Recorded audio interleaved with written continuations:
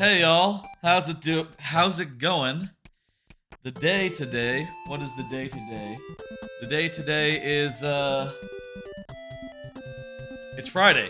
And that means it's time for Friday evening viewer levels. Actually the volume is lower than it usually may. I forgot to turn up the volume a little bit. Usually have it a little bit louder for Mario Maker. How y'all doing? Friday. That's right. It's Mario Day or Bowser Day, as as the man himself said in that trailer, that Mario movie trailer. Jack Black. It's 7-4. No, it's 3-10. That's what day it is, Lord Bowser. That's what day it is today. Let me it's not 7 Castle. Well, it's definitely not 7 Castle. It's 3-10. Not 3 Castle, not 7 Castle. One second, I left my phone over by the computer. I really should be more together before I hit go, but sometimes I forget things. Most kind of often recently. One second.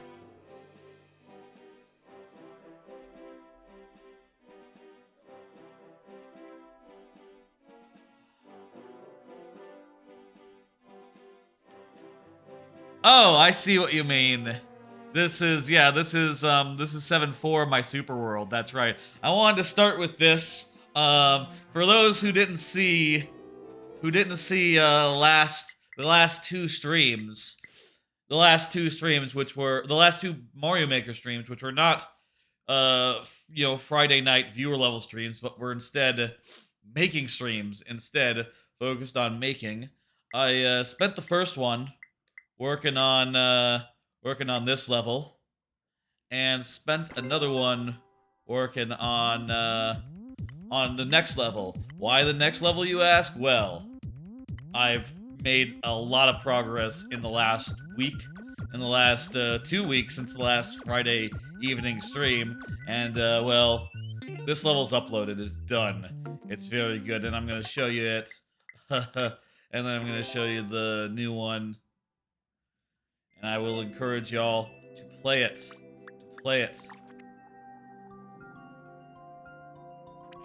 Y'all check it out. Here's the code. This is the second version. I uploaded the first version like on last Sunday, and watched some streamers play it, made some revisions, and put up the second version the day after. I would appreciate if y'all check it out and do what you do. Let's go through some cards. First one, did you see that today is Mario Day? I think we already covered that. Mario, March 10th. That is the day that it is. And, very suitable, very fitting that we're playing Mario Maker on this day. It just happened to be a Friday this year. Follow up on the internet drop yesterday. During that stream. My internet dropped midway, so a couple of minutes were lost and of that stream. I don't do like local recording on account of my hard drive is like at a 500 gig SSD, and every stream would take like 10-20 gigs if I recorded it locally, so as a backup or something. So I don't do that. I don't do local recordings.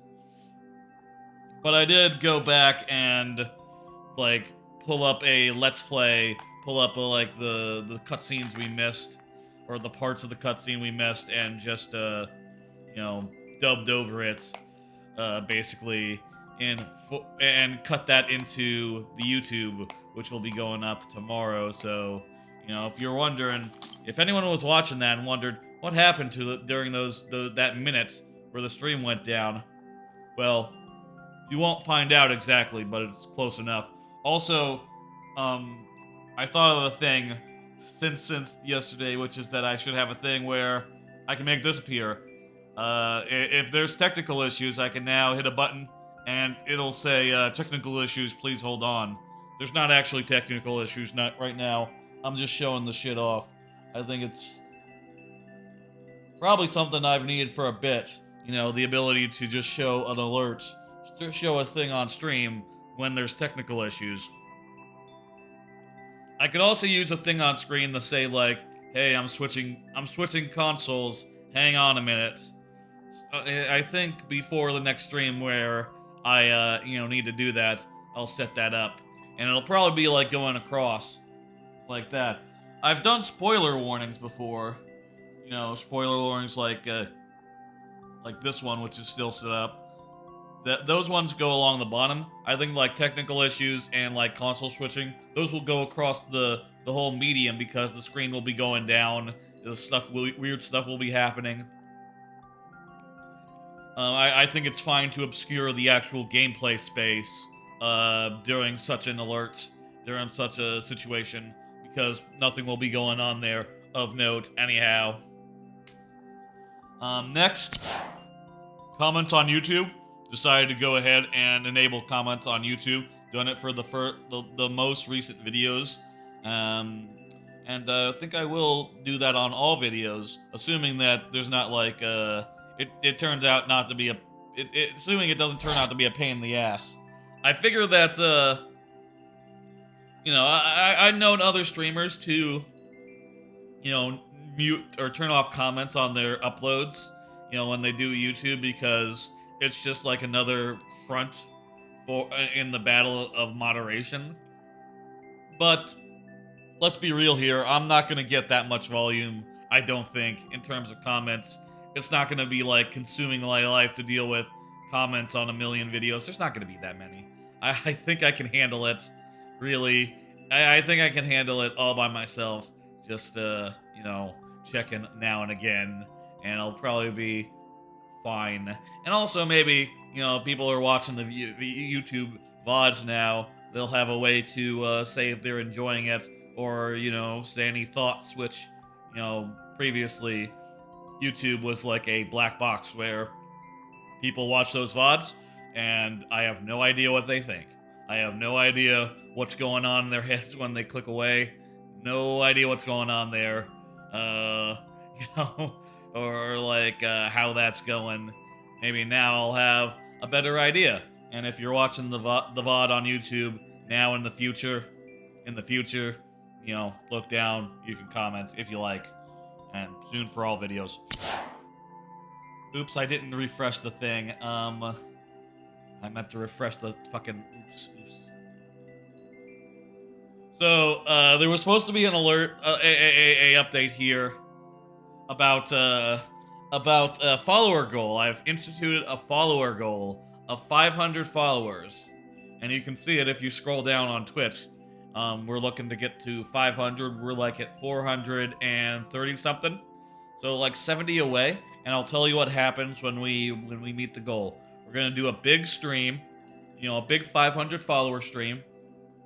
I think the plan will be Rareware Roulette, which will be a Bizhawk Shuffler stream. It'll be a big long Sunday stream.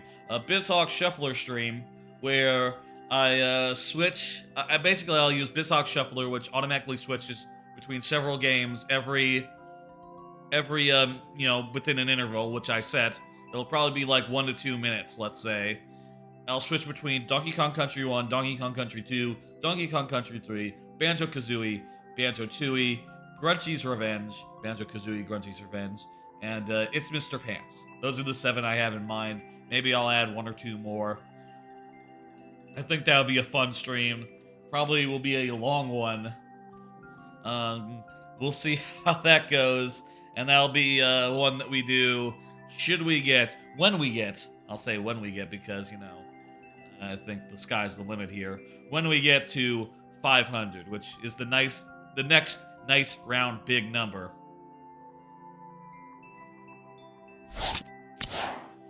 And finally, like I said earlier, Abyssal Asteroid is up. That's the next level. Let's do a little bit of a maker update for those who didn't see the previous streams. Let me show you the level, and then I'll show you the next level I'm working on, which is called Nebula. It's sort of the boss level of World 7, which the way I'm thinking about it is if this was a DKC, it would be the first K. Rool fight. That is to say, you know, when you fight K. Rool in the castle at the end of when you count the first Baron K. Roolstein fight, the first fight where you fight, you know, Captain K. Rool at the end of DKC 2, you know, not the Lost World. The Lost World is going to be, and that's also the way I'm thinking of World 8, by the way. It's bonus biome, it's sort of a Lost World, a bonus world, if you will. That's why it's called bonus biome. That one will be the actual finale, but this will be like the big climactic boss fight with Bowser. And I'll show you that after I show you Abyssal. I'm just gonna play through it. I'm just gonna hit play. And again, you know, check the maker code down there. You can punch in the maker code and find your way to the Abyssal Asteroid anytime you please, and I think y'all like it. This is all that was built 2 weeks ago, when we did a Friday night stream. But now, look at this, we have a whole nother area, and the rest of the level to boot. So, the basic thing about this level is that I realized that Hammer Brothers were slow in the water, and eminently dodgeable as a result. And I sort of built from there. I also, secret here by the way, I also realized that they were slow in low gravity, and decided to make the outside a low gravity space section, which, hey, you know, it's kind of wild in retrospect that I nearly went through this whole world without an actual low gravity level, considering it is a space world. So this level, you have a lot of like carefully routing around areas, trying to get to like on-off switches, and then you know, retracing your steps, going through slightly different paths as appropriate. There's places like this where the Hammer Brothers, you can either weave through their hammers by just swimming down quickly, or you can like you know, hit them with your fireball, which I'll say like it is set up such that you know, you can't necessarily hit them in all cases because they might be protected by a wall. And here in the second half, I like to introduce something new in the second half, and it's Mecha Koopas, blue Mecha Koopas. They make a nice enemy both in the low gravity and also I hesitated there and got hit. That happens. They make a good enemy in the low gravity as well as the underwater. It's fun to swim against them. I want to get this 30.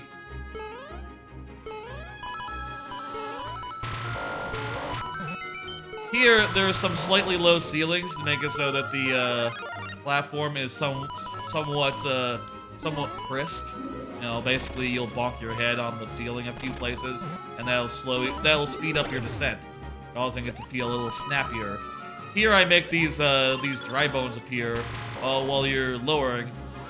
Fun fact: the ones on the left are just like below the red blocks, whereas the ones on the right actually like spawn when you you know, come out of the pipes, like for real. That's because for gameplay reasons it wouldn't make sense for the ones you're landing on to, you know, not be there. They have to be there to land on them. But the ones on the right, you have enough time to you know, they have enough time to come out before you're up on them, which I thought was a good touch.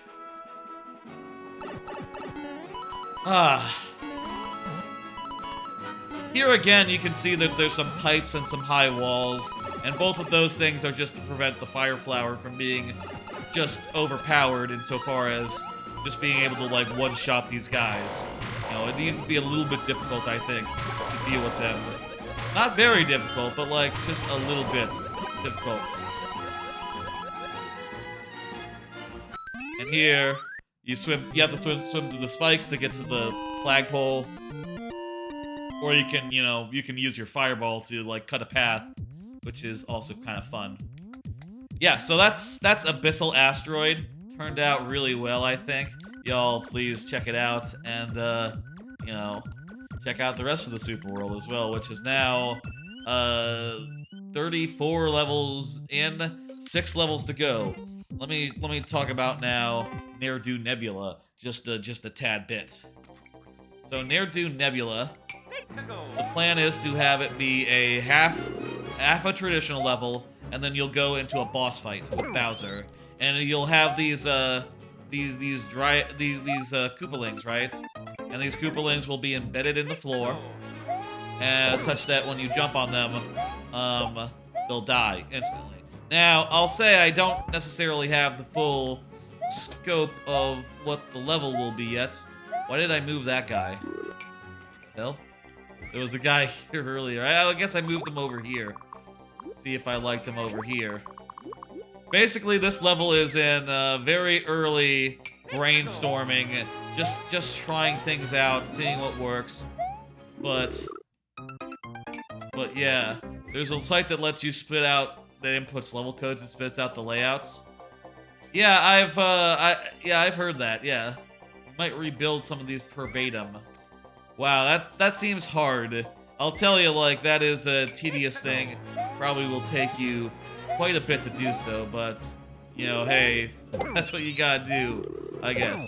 So, with this part, you know, there's multiple ways to do this, right? One way would be to have it so that for each of these guys, it's not that easy, and you have to, like, do something or other to clear a path to them, and then you have to kill them. You know, maybe it gets treated as like a mini boss fight, let's say. Like a mini boss. Like 7 mini bosses in a row. That said, I kind of think that this is... Since this is the... Oh, that's kind of fun. You can use the Shelmet to jump into the dry bones. That's pretty cool. Since this is just the traditional part of the level, I'm thinking I should instead be using these guys as enemies. Now, that does still mean I think they should have enough time to do, like, at least one attack.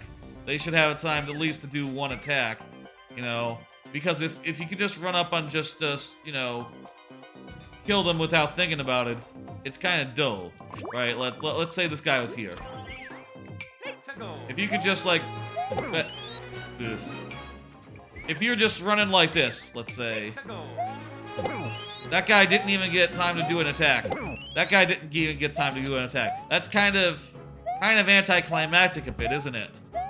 So, I'm trying to think of ways now to, like, slow the player down a bit without necessarily going to the length of a mini-boss, you know? I don't want these to be necessarily mini-bosses. I want them to be more like very, very strong drones. Another thing that's on the table that's optional, or another way to do it, I think, would be to build things where, like, you have to go around them. You know, like this case where you have to go below and above. And, I think that makes sense with, like, the design of the boss fight itself, so, you know, let me talk about that. I have some good ideas for that right now. I haven't actually laid any of them out, but here's the basic idea of the boss fight. Basically, oops. This is kind of a weird setup. You have to be... This is beta. This is beta, by the way. Again, beta. This will work properly in the actual level. Also, I'm thinking maybe I don't need to pre-damage Bowser. I was thinking I would for, like, you know, to reduce the amount of hits he took. But maybe I could make it so that it was, you know, you're able to do the right amount of damage in the right amount of time without pre-damaging him. But basically, the idea will be you'll run over him or under him, and then get to the other side. And once you get to the other side, you'll hit an on-off switch like this, and it'll drop you to the next iteration. Now, you know, obviously there'll be more of these. And I'm thinking right now, I think to make the first half of this boss fight feel impactful and feel long and feel like challenging, I think there has to be something like 6 to 8 back and forths. You know, 6 to 8, like going one way, hitting a thing, dropping, going the other way, hitting a thing, dropping, you know, etc. And, you know, space is a concern. I'm not sure like how tall each individual segment needs to be. And I'm also not sure like how many ways in which I can make that interesting. One idea I had the other day, or just now, would be like, oh, you know, you don't always have to go over. You could have it so that like there's like a path under Bowser or something. Like, say if this was the first one, or actually, hang on, let's not do that. Do like this, where there's like two. Okay, there could be something like this where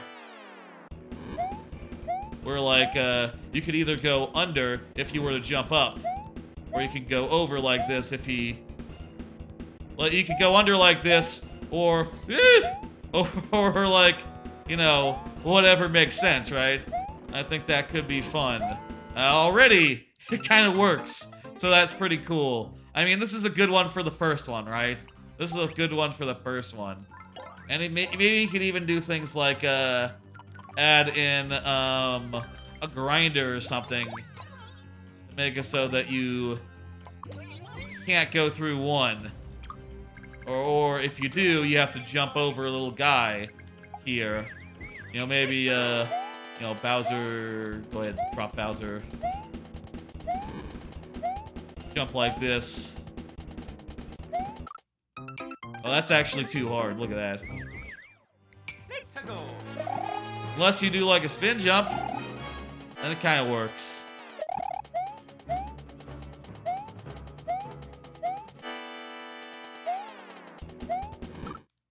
But yeah, there could be stuff like this, where there's like red blocks other than the floor, Fauntleroy, and such. And I'll tell you the other thing, which is that the checkpoint in the middle, since it'll be set up so that when you're falling, Bowser will be blocked from spawning here by blocks that are off when you pass the checkpoint, right? And there won't be a Bowser here. But when you spawn from the checkpoint, you know, respawn, a new Bowser will spawn, and you know, the fight will resume as is. And I'll say, like, the implementation of that is not fully done yet. Obviously, I need to change this to make it actually work again, I guess, but, I'll figure out how to do this, soon enough, I think. Anyway, once you get to the bottom of the thing, there'll be like a boss fight where you're finally going left and right again. But each time you go left, each time you go from one side to the other, there'll be a couple of Koopas, couple of giant Koopas that you can kill, and you can you know, kick at Bowser basically to do damage. And the way I'm thinking right now, let me go show you something. Let me show you my sketches. Let me show you my designs on this. I'm gonna go over to the PC to do that.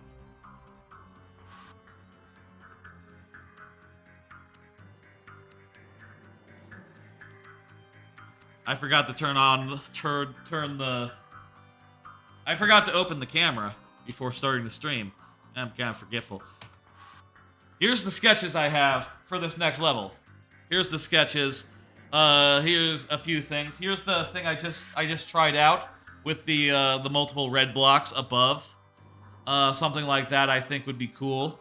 Also, here's the thing, if Bowser started like on top of the blocks like this, you could be challenged to like jump on top of them, and you'd get like a 30 coin maybe for doing that. Maybe we could put some coins in the boss fight in like places that would be hard to get to. The other thought here is that during the level, up to this point, before the checkpoint, there'll be an on-off, and to get into the pipe to the boss fight, you have to have the on-off be on. But when you respawn from the checkpoint, it'll be off, naturally, so the way that you'll turn it on again is you'll have to do, like, a extra part of the level that you don't get on your first time, and that will, like, you know, give you a power-up, give you a shelmet during that section. Maybe? Does that make sense if both of those are during like this part? Or maybe like the power-ups will be here, but you'll have to do like an extra thing anyway, just to like pregame just a little bit before the boss. I think that's gonna be a good idea. I think that's gonna be good. And next, you see here the note is one Goomba or one Koopa per trip at first, but after the third trip, something will happen where maybe an explosion will open up a pipe where a second Goomba will a second Koopa will be available on each time. This would, increase the number of shots you have per run and speed up the boss fight a bit. And it would give you some like, it'd make the fight seem harder than it is at first, and also give a nice escalation to the fight. So as you go, the fight will escalate and get more intense. And more such. I also put in there a ghost also appears. Maybe a ghost will also spawn at this point, and will make things difficult for you to deal with the ghost while getting that extra hit in. And maybe even, hey, if you don't want to use the extra hit, maybe you don't even bother. Maybe the ghost is scary. Maybe you just play it safe and just go across a couple more times. That's viable, right? And finally, the note here is that I want the lava to be right under. I want the lava to be under the boss fight here, under this the shell thing, right, where where you got Koopas on either side. Bowser is here. Arg. How do you draw Bowser? Close enough? Hang on. There we go. There he is. There's Bowser. Bowser is here. There's Bowser. Alright, Bowser is here. There's the stuff here, and there's lava beneath.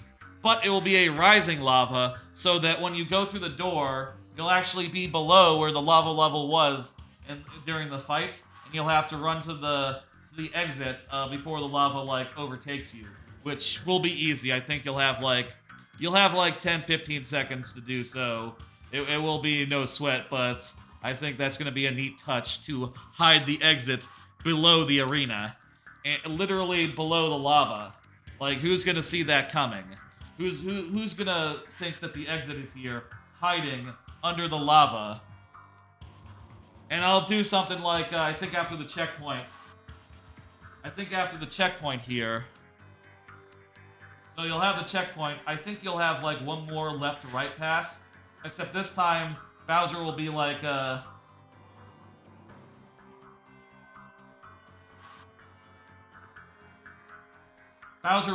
screened out, like he won't have access to you.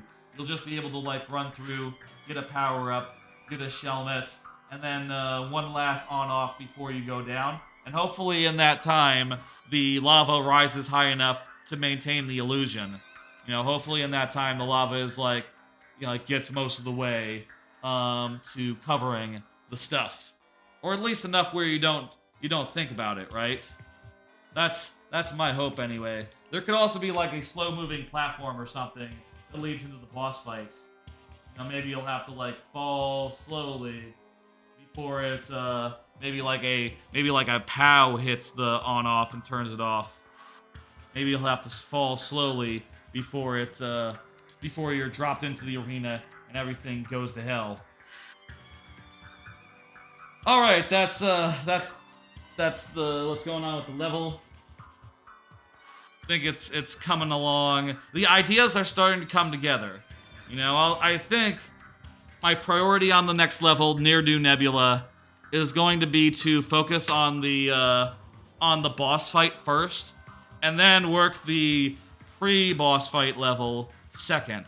I think that's going to be my priority. I think the boss fight is going to be the meat and potatoes of the level anyway, and I think like the novelty of the boss fight is going to be the main event here.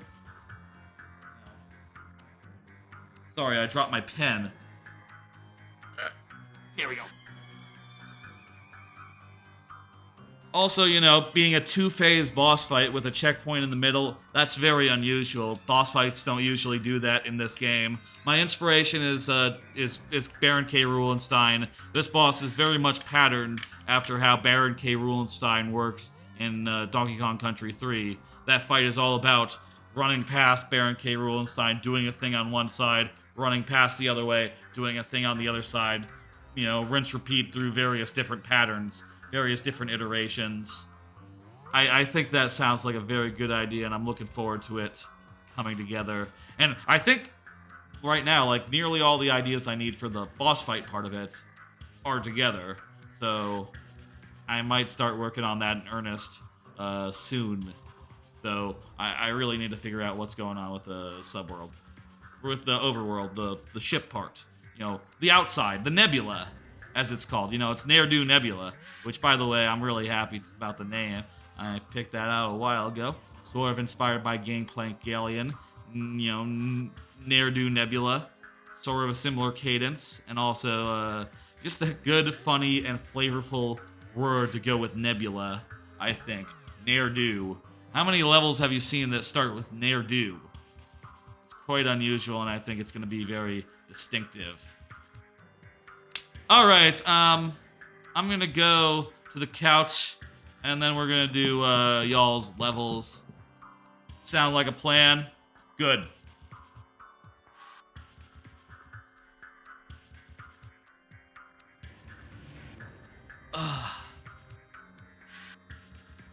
I should hope it sounds like a plan. Hey, camera, where are you going? Camera, up here. Eyes up here.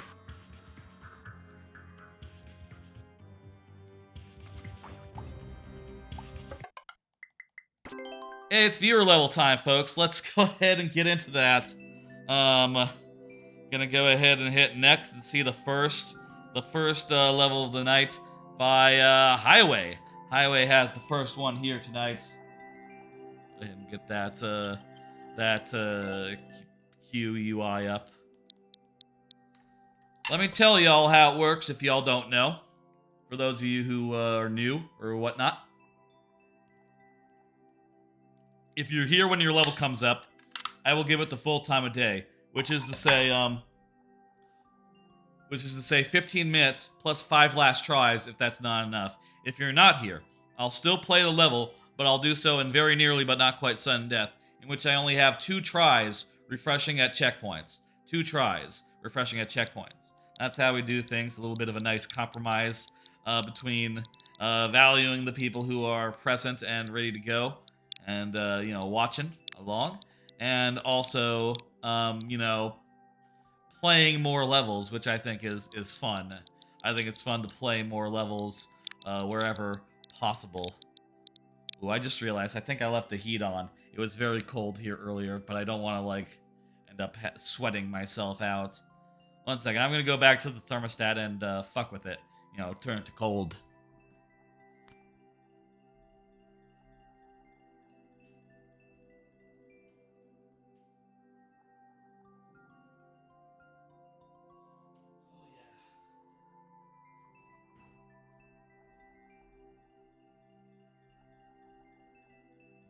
Oh yeah, the thermostat said it was 80 degrees. It's not 80 degrees. I think I would know if it was 80 degrees, but it was getting a little bit sweaty.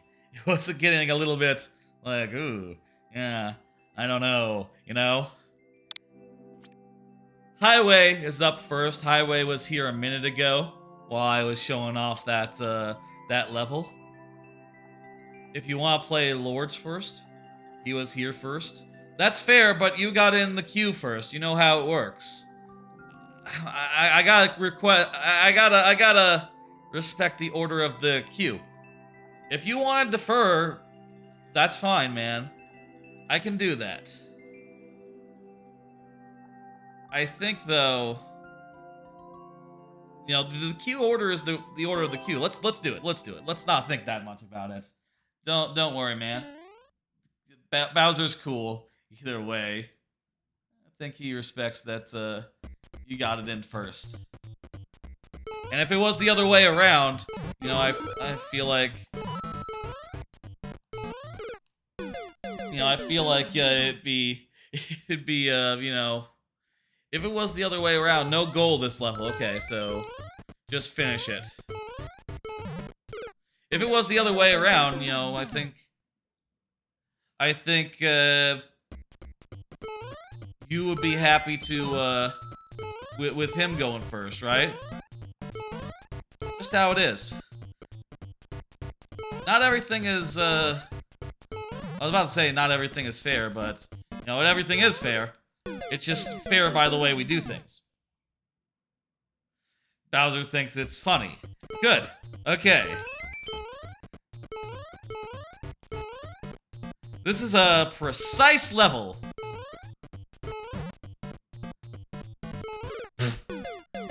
And if you jump into the piranha plants, you'll die. Did you know that?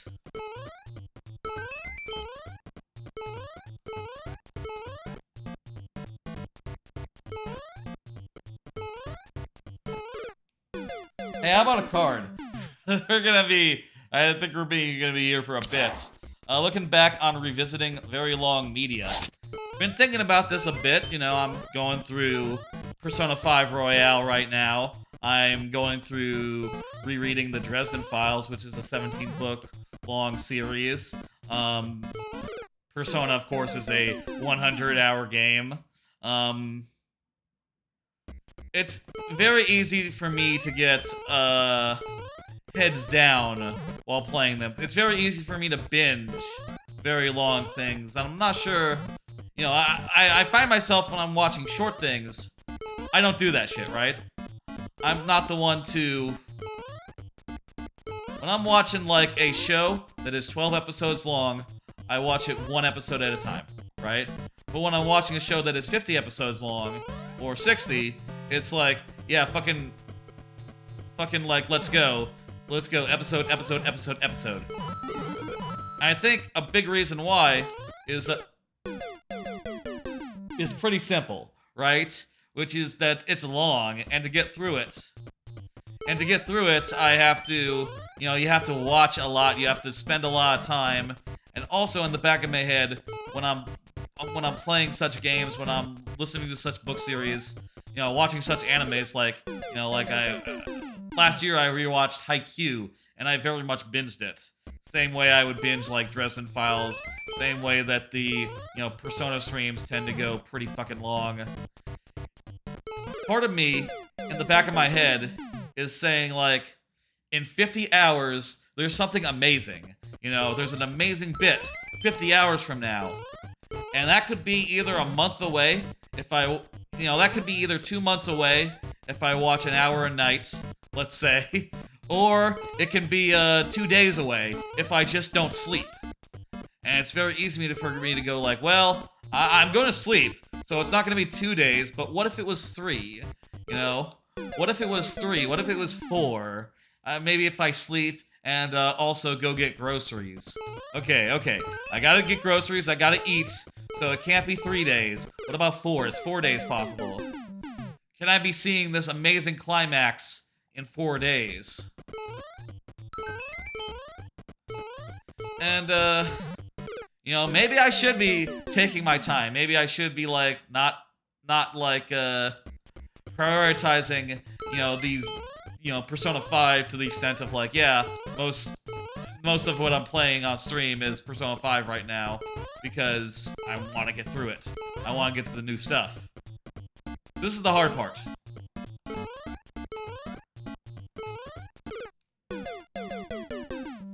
Most of what I'm playing right now is Persona 5 on Mondays and Thursdays. But maybe it should have just been like one stream a week. And maybe shorter streams a week too, because I find myself tending to go like 7 hours on Persona. Just to get through a dungeon, just to get through to the next plot thing. Very easy to binge in that way. Maybe I should be relaxing. Maybe I should be taking it slower. Maybe it could have been a Monday. Maybe the Monday stream could have been Persona and Mario Maker, like previous playthroughs had been, before it. I don't know. And maybe like when I'm, now I'm rereading Dresden Files, maybe I could still be keeping up with podcasts rather than I haven't listened. I'll tell you, I honestly haven't listened to a podcast in. I haven't listened to like most of my podcasts in like 2 weeks, which is a problem because they're fucking piling up now. 2 or 3 or 4 weeks actually. They're piling up. When I get back to podcast, I'm gonna have to have. I have a hell of a backlog ahead of me. Like woof, woof. But you know, fucking, you know, when I'm going through this stuff, all I can think is I want to see the next thing. I want. Highway saying, I'm honestly impressed of how far you're getting this quickly. You know, that's. You say that as I die, pitifully, but I'm happy to get through it. I noticed your Fauntleroy says I've been kind of falling off my gaming podcast recently. Yeah, that happens to me too. And sometimes it happens when I'm like, you know, when I'm binging on something. Sometimes it happens just like, yeah, I'm not really feeling like listening to 1 week. And if I don't listen to 1 week, I'm not going to listen to the next week before I listen to that. And soon enough, I got like a backlog, and you know, it stops being a fun thing to listen to, and starts becoming like homework almost, you know? Not like homework, it comes like a to-do. And then, you know, eventually you reach like a critical mass where you have to admit like, oh, I'm not going back to this, I'm not coming back to this, I gotta cut it. But, I'll tell you, I think I'm gonna come back to all my podcasts. I'm not gonna cut anyone. And I'm not gonna cut any of them right now. I think they're great. I just, you know, haven't been in the mood to listen to them for a month because I've been reading books. Audiobooks, you know.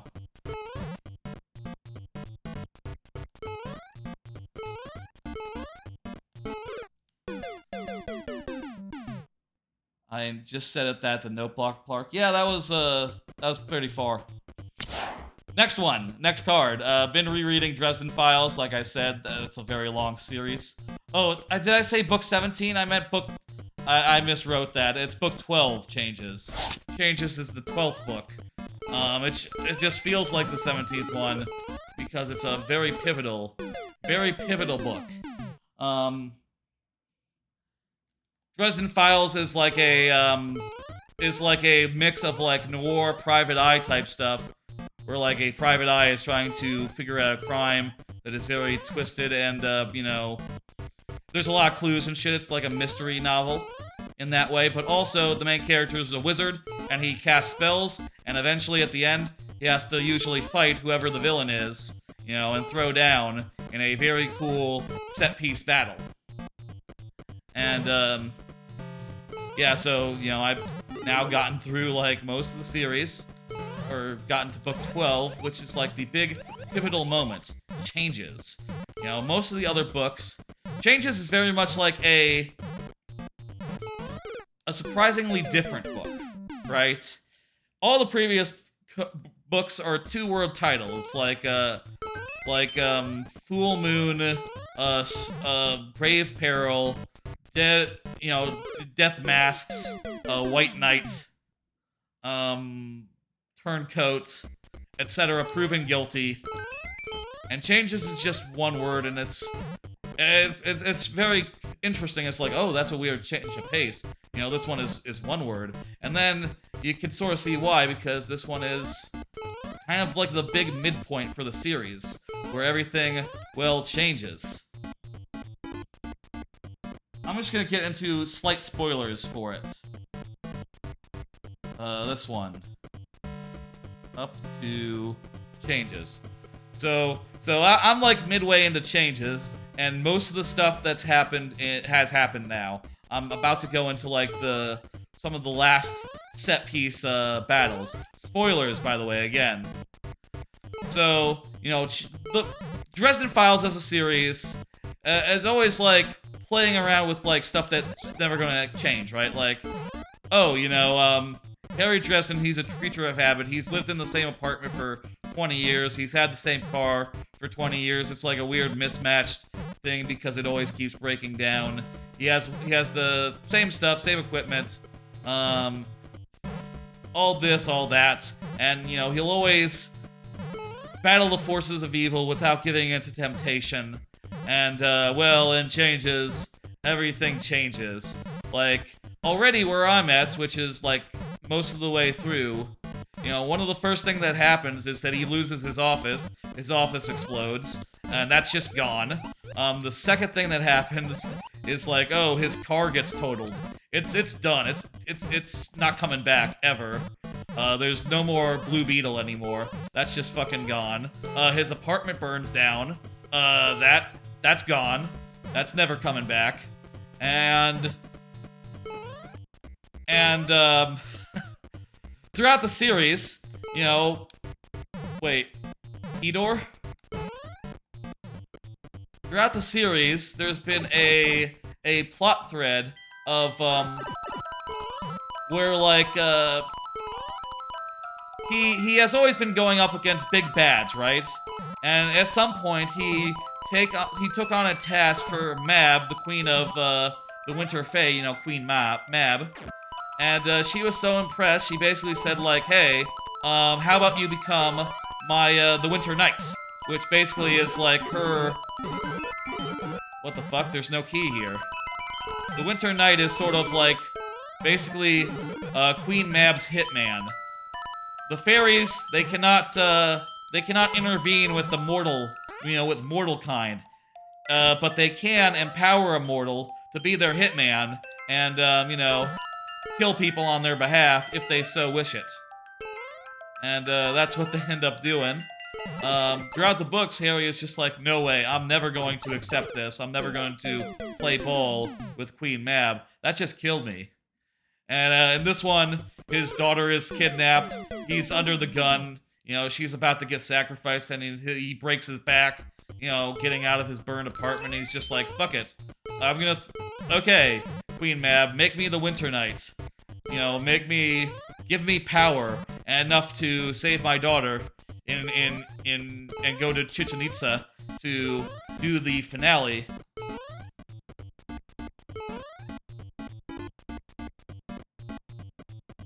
The key you somehow missed is when you first got past the note block. And yeah, it's fucking cool, man.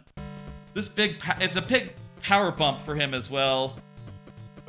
I'm just really looking forward to digging into the you know, the rest of this book. And also, like, getting to the consequences of it.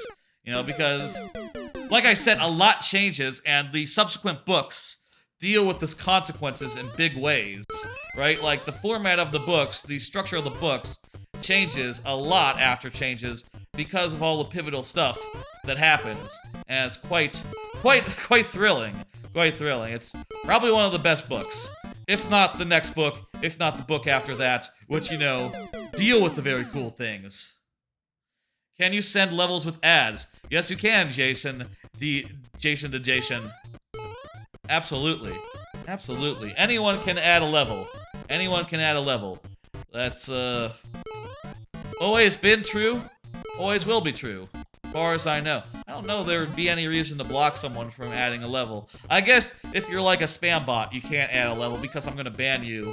You know, and you know, after you post your ad, you'll be like, you know, asked out of chat. What kind of levels do you like? I'm most partial to traditional levels and best at them, but, you know, you can send whatever you like. I'll tell you, I'm not really good at the shell jumps, but if you give me one, I'll try my best to beat it.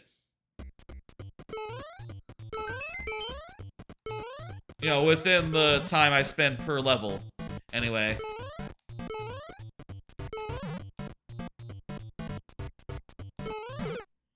Clown car level? Sure, why not? That sounds good. You can also scroll down, you know, on your... If you're watching on your desktop, you can scroll down to see, like, the way we do Mario Maker. You know, like, as far as, like, different segments, whether you're here or not, how that works. I think there's also, like, a command for that. Like, if you hit command, if you do command, there's like a command to see, like, the steps. Well, looks like we're out of time, which means we're going to 5 last tries to finish this. By the way, Highway, I'll tell you, I didn't finish the level that you sent last time, last Tuesday, because you weren't here. So you know they got so I died twice really quickly, unfortunately. But you know I think I could get another crack at it. Which one was it? It was a single screen one, a single screen something. What features people want to add in Mario Maker 3? I feel like for me, one thing I would really like is the ability to mix and match, like, mix and match more of the themes with the different theme abilities, right? Or theme features, right? Like, for instance, in the forest levels right now, they have a water level like this, and that means that you can't have a pit in a forest level. And I think it'd be cool to have it so that you could do, you know, you could do a water level outside of a forest. You could do like a water level. You could do like a rising in water, like water in a desert with swimmable water. That'd be cool. That would basically allow people to make beaches. You know, for that matter, it'd be cool if they could if you could mix and match more things, like, you know, more fine control of the music.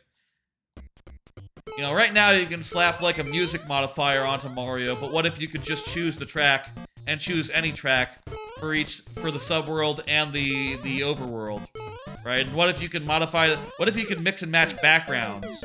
So you could put like the forest with like the desert foreground and also a rising and falling water level, and make like a really interesting beach theming just through like, you know, combining background and foreground elements. Like, more detailed customization on that front. Wait, did I pop my balloon? I think I've missed a pop. I think I missed a pop there. Removing the time limit would be good as well, yeah. Add timers or... Ooh, that'd be cool. Like 30-second timers, like, there's games that do that. That have, like, timers you can collect in the world.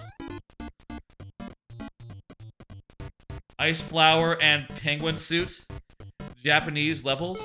I think they have Japanese levels. You can find them, Jason. As far as elements go, I would really like some... There we go, that's the last try. I would really like some, Thank you for the level, Highway. I would really like some more crossover elements. In particular, I would like barrel cannons, like from DKC. That would be my biggest request. I don't need a DKC suit. I just need barrel cannons, and like a bunch of options for how they work. It'd also be cool if there were more variants of each enemy, like different colored variants, and more basic enemies. I don't think you could do it so that, like, oh, you could customize them fully, because I think part of the fun is that you can recognize each enemy as you see them. You know, like, you know what to expect from a red Mecha Koopa, you know what to expect from a blue, a green. So they couldn't just be like, yeah, you could just design your own and make them whatever color you want. You know, that, I think, would be too... That would be too much, but I think just more variants in general would be cool. Animal buddies? That'd be a good thing to pull from DKC. Yeah, they could also pull that from Kirby as well. Kirby has some animal buddies as well. Oh, what else would they... What would be good from Kirby? What do you guys think? If they pulled something from Kirby, what should it be? Lord Bowser is up next, by the way.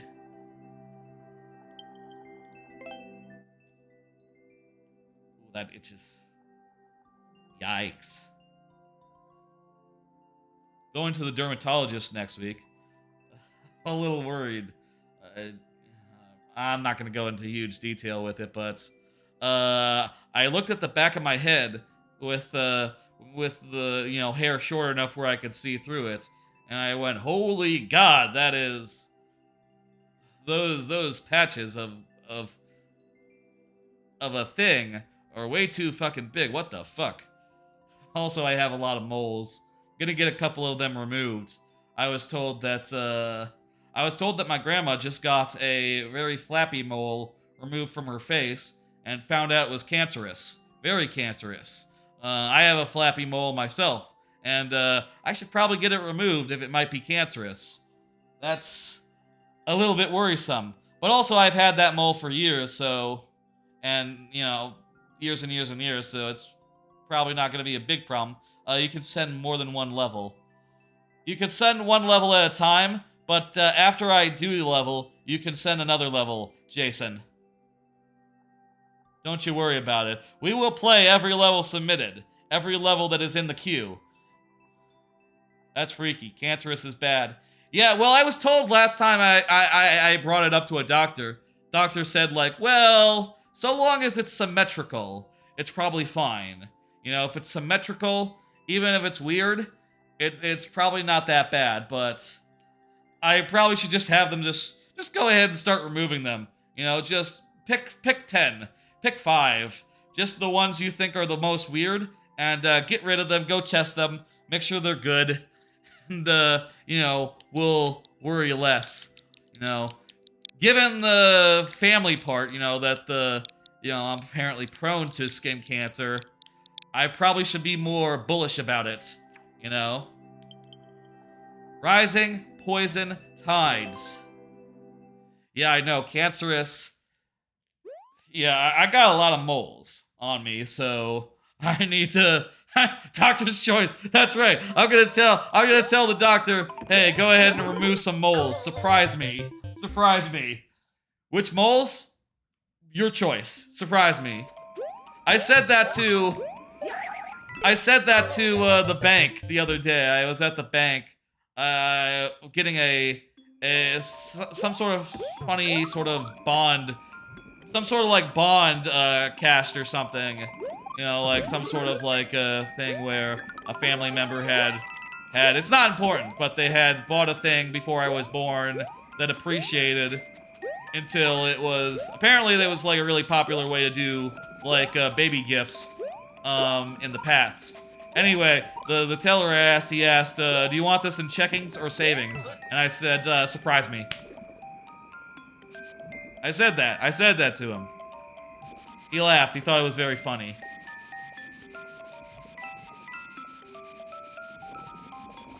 You're gonna get a snack? No problem, man. Eat as much as you like.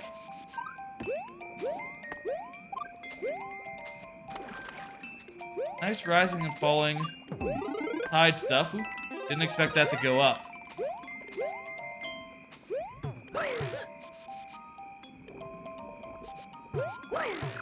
Anyway, yeah, I'm just gonna tell the doctor, you know, remove like 5 of them.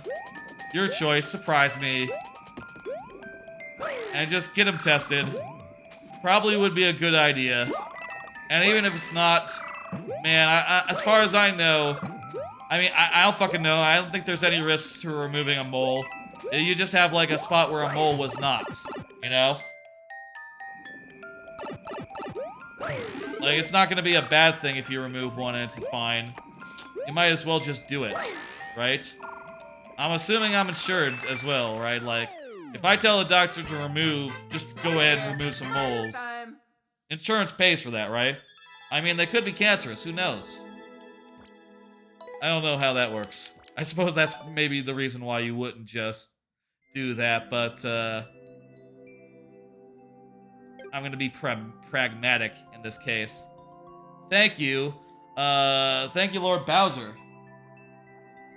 Thank you for the level. Jason DeJason just went and grabbed a snack, but that was like 10 seconds ago. That was like 15 seconds ago, so I'm gonna count you as here and give you the full time of day, Jason.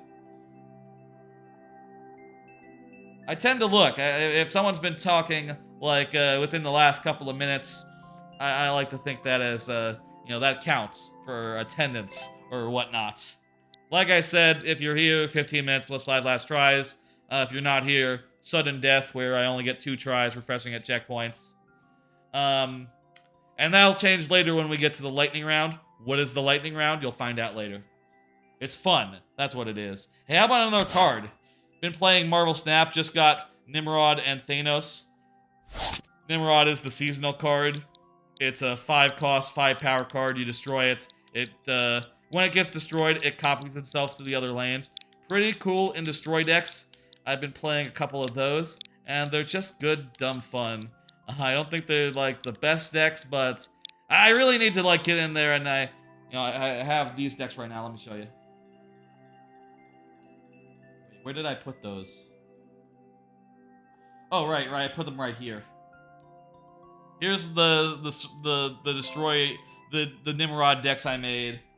Pretty straightforward, just decks that destroy things on the lower one is a deck that just destroys everything.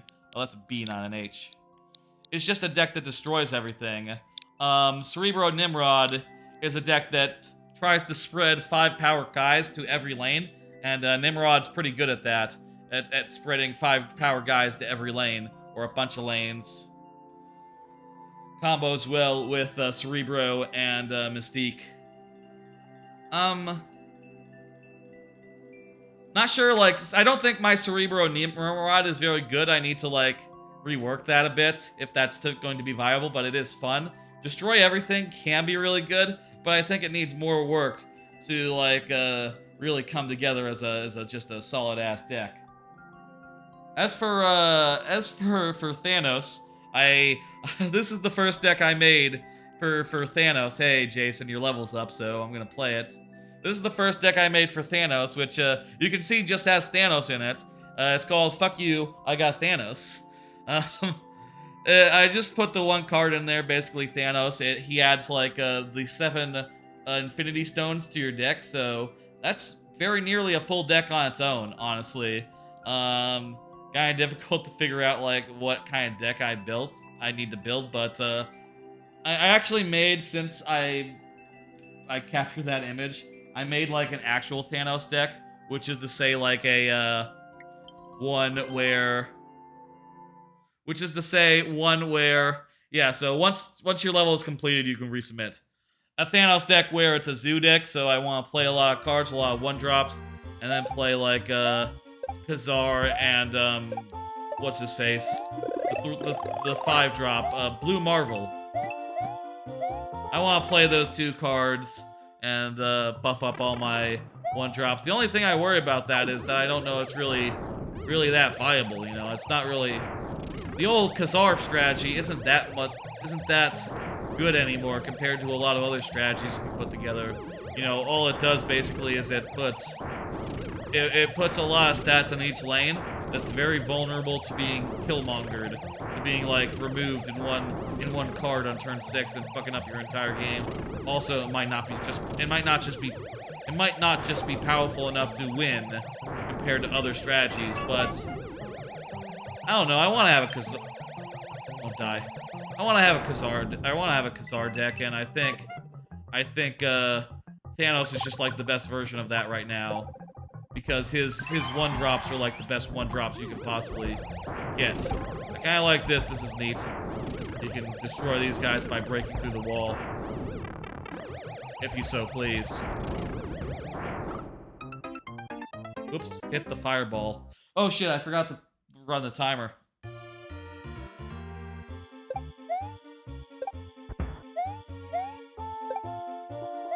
I'll say, you know, for what it's worth, they have said that they're planning on some changes to Thanos and Shuri, 2 of the most powerful cards in the game. Which, you know, Shuri is a 4-cost card that doubles the power of the next card.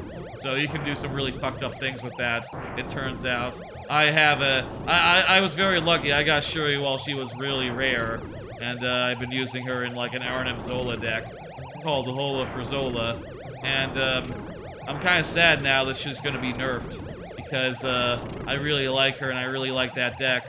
It's not even like the most powerful deck, but you know, up at the top end of meta, you know, the top decks right now really take advantage of Shuri, really take advantage of some really powerful cards.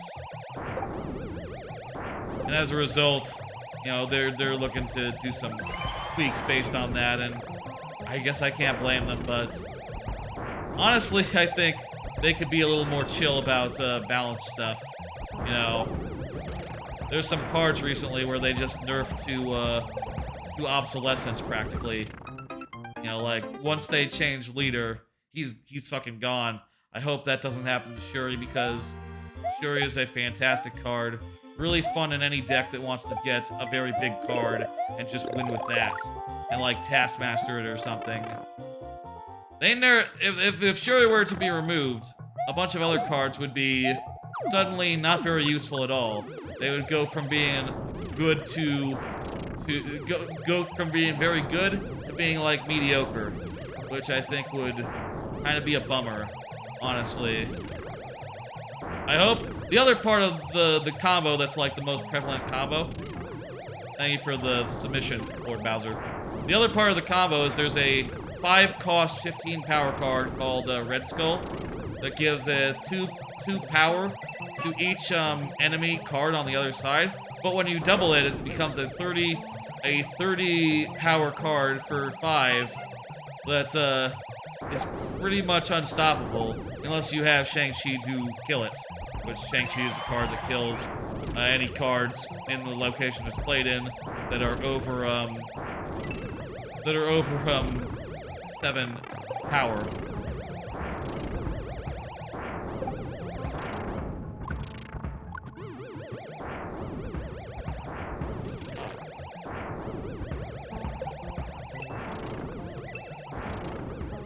Damn it. That was a close one. Jeez, look, that checkpoint's right there, too. I kind of wish they would be a little more chill about it. You know, I know people are having trouble with it, but I do think it is the situation where, look, here's something that's true about Marvel Snap. Here's something that's true about all card games. There's always going to be a top deck. There's always going to be a top deck that outperforms everything else, that is full of cards and played in such a way that, you know, it's really hard to beat. Else it wouldn't be the top deck. You know, a month ago, everyone was complaining about Zabu and Silver Surfer. Probably rightly. Those cards were really, really fucking strong. And now those cards are nerfed. They're complaining about entirely different cards that, you know, no one really paid attention to before. And once, you know, mark my words, once Shuri, once Thanos are nerfed, you'll see something else that people are complaining about on the regular. You know, it'll be like, oh, Sarah decks, they're out of control. You know, especially once Hitmonkey joins the meta next month. Oh, that's gonna... Hitmonkey will be a card, by the way. That's next month's Season Pass card, so a lot of people are gonna have it. What Hitmonkey does is it gains 1 power for every card played on the turn it gains 2 power for every card played on the same turn as it. So, you know, with like a Sarah deck, you'd just see a big huge Hitmonkey at the end. That's gonna be really hard to deal with. Expect to see a bunch of that, and, you know, expect people to be equally complainy. I do say, you know, do make changes to the game, but here's what I say. Here's what I think. I hope that they don't change Shuri that much. Like, maybe make Shuri a 4-1. Okay, I'll take 4-1 on Shuri. A slight change, but also, you know, admittedly, Shuri's power does not matter that much. I want her to still double the attack of whatever gets played next. I don't want any weird limitations that, you know, make certain decks impossible as a result. Make her really tricky to be used. Or, like, make her really predictable. Like, I've seen people say, like, oh, what if she only increased the attack of the next card blade in the same location as her? No, I don't like that. That doesn't work with my Arnim Zola deck. That works with Taskmaster decks, which is the problem deck, but it doesn't work with my Arnim Zola deck. You know, that almost seems like a solution for the wrong deck. Like, my deck isn't the one that's really overpowered, the one that I play. The one that's a problem is just the one that only runs Taskmaster, and thus wouldn't be bothered by that change. So you should probably... Change should probably address that. You know what? What am I doing? Let me just go under. That's much easier. Look at that, aren't we smart?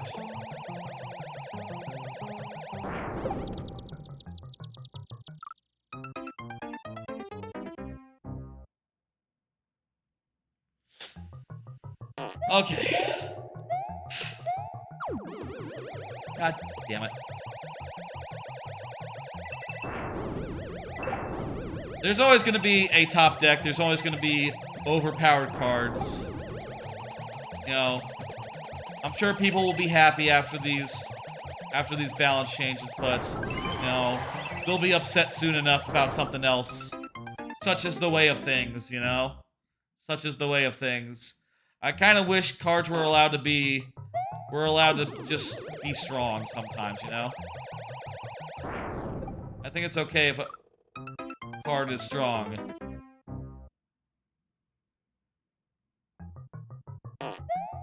You know, people say power creep, but, you know, you can either do power creep or you could do that. But the other option is, you know, just introduce more counters. You know? No problem, man.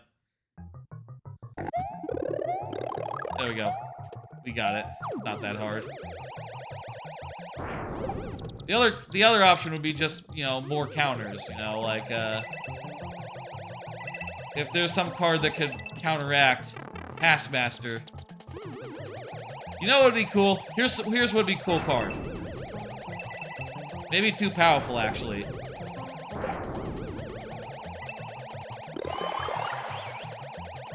Here's an idea for a card for Marvel Snap. 6 power card. Effect. Negate the next battle cry, or the next on reveal effect for the next card the enemy plays. So if you have priority on the last turn, you could play that, and it would neutralize whatever they played. You know, it would prevent any on reveal effect. Dang it. That would be a powerful card. We're almost there, by the way, so that's good. It would be a powerful card. It would neutralize a lot of things, but it would also, you know... It's not that different from a Cosmo, which already does a similar effect, except that you have to, you know, predict. Whoa. That's... You don't have to predict. I think that maybe that lack of prediction could be worth like a big... It could make sense. It could make sense that way. As far as like other changes I would like to see done, I honestly, for Marvel Snap, I would like to see more buffs than nerfs. You know, I would like to see more cards that aren't viable become viable. Do you like this level? It's a little bit, well, that bit, first off, it's hard, I'll tell you that. It's a hard level. I'm dying a lot. Take that as you will. If this is the level of difficulty you want, that's not really a big problem, is it? If it's not, then, you know, tweak accordingly.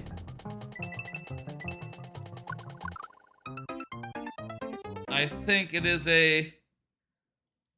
another thing you could consider, right, is like whether it needs to be an auto-scroller. A lot of its difficulty comes out of, like, having to continue at a pace. Keep pace with the level. And if you instead could just... You could instead just, like, barrel through parts that you want to take fast. Barrel through... Or slow down at places you want to take slow. That might be cool. Another thing you could consider, as far as this level goes, is that you're not using... Crap, I want that. Damn it. You're not using the custom auto-scroll, which would allow you to speed up and slow down sections. You could use that in places to speed up certain sections where it makes sense, and slow down other sections where the player might need a little more time. And that would, like, even out the level, I think. It would make some areas that are pretty trivial right now tougher, and it would make other areas that are pretty hard right now easier. And you could use it to do that. Dan and Kayla have started. Forward to see I'll be checking that out after I finish my stream here. Alright, thank you for the level. Let me hit complete on that. We're about an hour and a half in. How about... Usually I like to give a little warning, but we've gone around the horn as far as the levels go. How about we start the lightning round now? Get that whole thing started. Let me tell you about the lightning round. Yeah, let's do that. It's the lightning round, folks. It's the lightning round, folks. During the lightning round, I only have 5 tries to beat each level that comes at me. 5 tries refreshing at checkpoints, 7 for subs, and also 7 for the first person in the who gets a lightning round level. Which is highway, so let's go ahead and get your bonus heads up. These bonus heads, they come in a variety of you know, different random dudes. Many of them are Mario characters, and there's a few in there that aren't Mario characters as well. And the non-Mario ones are less common. Highway is here also. So let's go ahead, Highway, and see what you get on the roulette. You got extra Marios. Cool. Fantastic. Hey, let's do another card. We got we got a lot of them. Did you watch the Mario movie trailer? Apparently Funky Kong is back. I didn't notice this when I watched the trailer, but I saw a bunch of hubbub since the last stream. Apparently, Chunky Kong. Did I say Funky Kong in the thing? I forget if I did. Chunky Kong is back. He joins many Kongs who are, you know, in there as like weird little cameos that are nice to see in that movie. I'm looking forward to seeing that movie and, you know, watching it and shit. There's a lot of characters we haven't seen yet. Like, I don't know if, like, we haven't seen, you know who we haven't seen? We haven't seen Wario, we haven't seen Waluigi. We haven't seen a bunch of characters. I'm wondering if they're in there or not, or maybe that's like a movie 2 thing. After this level, and after mine, I'll send you a puzzle one. Could be fun with a certain number of tries, right? Yeah, potentially. And of course, even if I can't get through it, it still could be fun to play in the lightning round. You know, this just speeds things up, makes each level into a little bit of a challenge. And, okay, this level we only need 4 coins, so jot that down, keep that in mind. It's not gonna be so hard. Ooh, well, maybe a little bit. Oh, fuck me.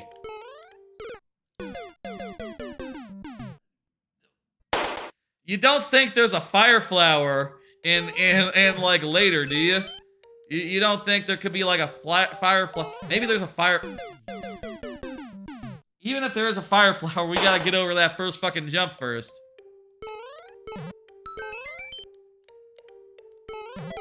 I think I need to like not come at it so hard.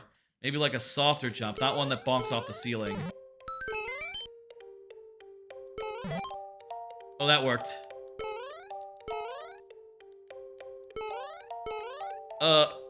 Okay, up to the left.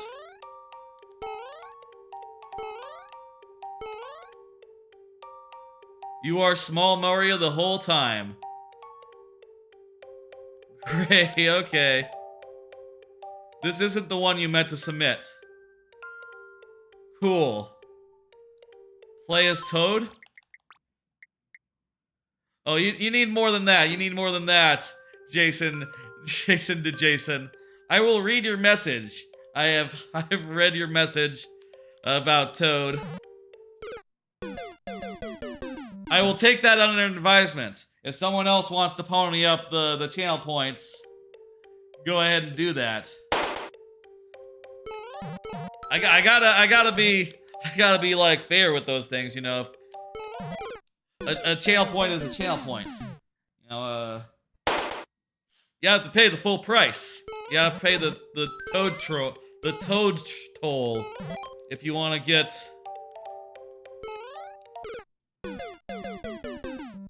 This is a hard level, huh? Yeah. The fact that this red coin is above the screen, please Oh, you just wasted 160 channel points. It's only like 400 or so. Yeah, nothing doing. Rip. Thank you for the level highway. Worth noting that, you know, me failing the level during the lightning round isn't necessarily the end of the level. You can resubmit it tonight, another time, whenever you please. So long as we don't complete it, it's all good. Don't think the lightning round is wasting a level. It's just a fun way to do a level, and you know, it makes it add some stakes, you know, and I like a little bit of stakes. Lord Bowser, you're up next. Go ahead and confirm. Gonna do another card. I played the new Mario Kart DLC wave. Played the new Mario Kart DLC wave. Thought it was really good. You know, the Yoshi's Island is obviously the track that stands out the most, but they're all really cool and all really well done, and I think that the tour ones especially, they ended up looking really fucking nice. Was it Wave 3? No, it's Wave 4. Did I say Wave 3 in the thing? I meant Wave 4. Jeez. Sometimes I mistype. Yes, 4 is out. Yes, 4 is out. 4 is the recent one. By the way, let me do one more. Look at a clip from Mario Kart. What is this? I took this clip the other day. I was playing with some friends, and we were doing a match where everyone had blue shells. The only item was blue shells. And look at this shit. Look at this shit right here. It's coming up in a minute. You know, me just driving along, first place. Blue shell, just fucking chaos, man. Too many blue shells. Look at this. Look at how many fucking blue shells that is. I couldn't believe that when I saw those all come in. So many fucking blue shells. Time to play that level. Hey, there you are. There you are, Lord Bowser. Mario Kart Deluxe. It's really fucking good. I'm enjoying the ways they're expanding it. I wonder if they're gonna make it a platform, you know, just not make a new game for the next console, but just, you know, expand this game more. Maybe make it like a level pack, make it like a live game. Mario Kart. I'm betting. Here's my bet. Mario Kart. That's it. That's the name. It's just Mario Kart. It's on the next system, and it's just Mario Kart 8, but they upgraded it a little bit. Took all the tracks, and, you know, maybe added some items and stuff. But otherwise, it's the same as before, but just a little different.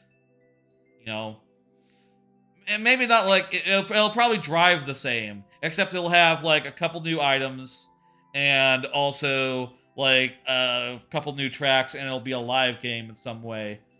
I don't know how they'll make that work. I hope, you know what I hope? I hope that whatever live game features the next Mario Kart has, I hope that it's included in expansion pack.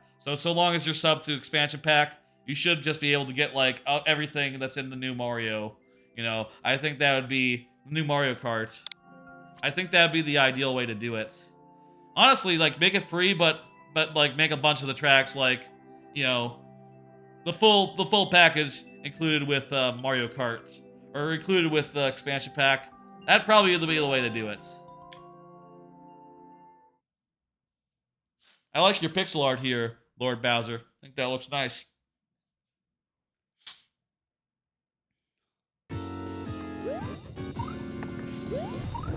Five tries, refreshing our checkpoints, as you know.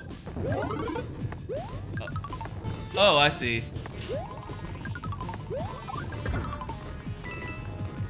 Great. So you have to hit the POW first, and then the mushroom from below. Oh, it was fine though. What did you think of it? Which level was that? You have the lucky up and the crazy 8. It would be cruel to get a 9 item. I guess. I think 8 is good enough, honestly. I think 8 is all you need.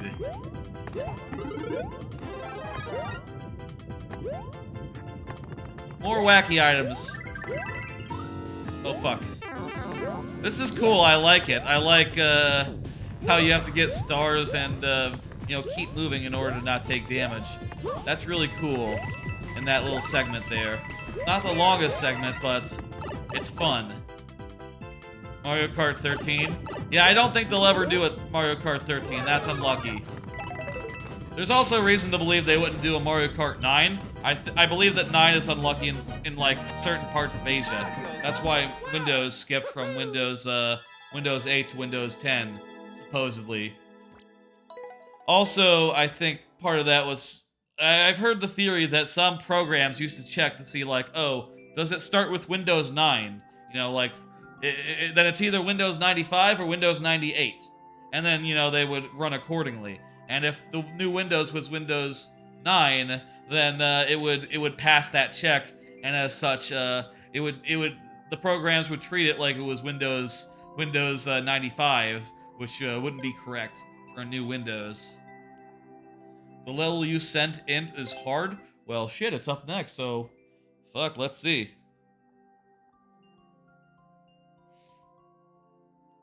I'm gonna hit complete Lord Bowser. I'm gonna hit next. Next level is Jason to Jason's level. And I'm gonna do another card as I type this in. Did you see the public exit interview on Twitter with Elon Musk? You know what we're gonna do actually? We're gonna do a quick Elon Musk go through a couple of these that are related to Elon Musk that are all like of a type. Elon Musk, he fired a guy, and the guy went on Twitter and was like, "Hey, I was fired without being notified. Kind of sucks."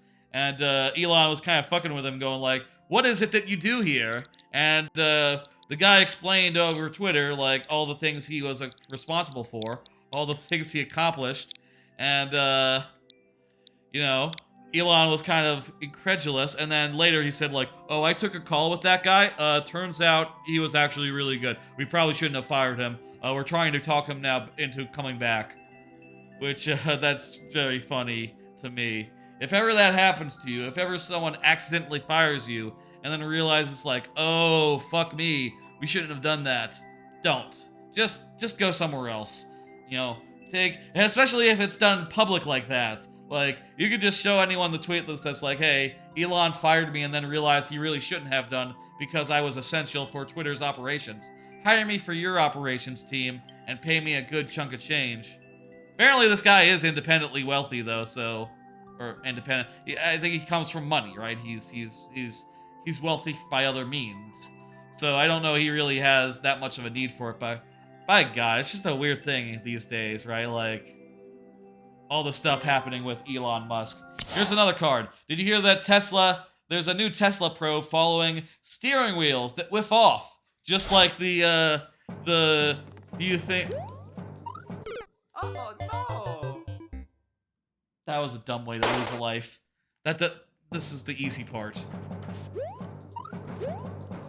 It's just like that skit where the guy says, "Hey, there shouldn't be. Oh, here's my ideas for a car." There's like a car workshop, and the guy says, "A great steering wheel that does not fall off."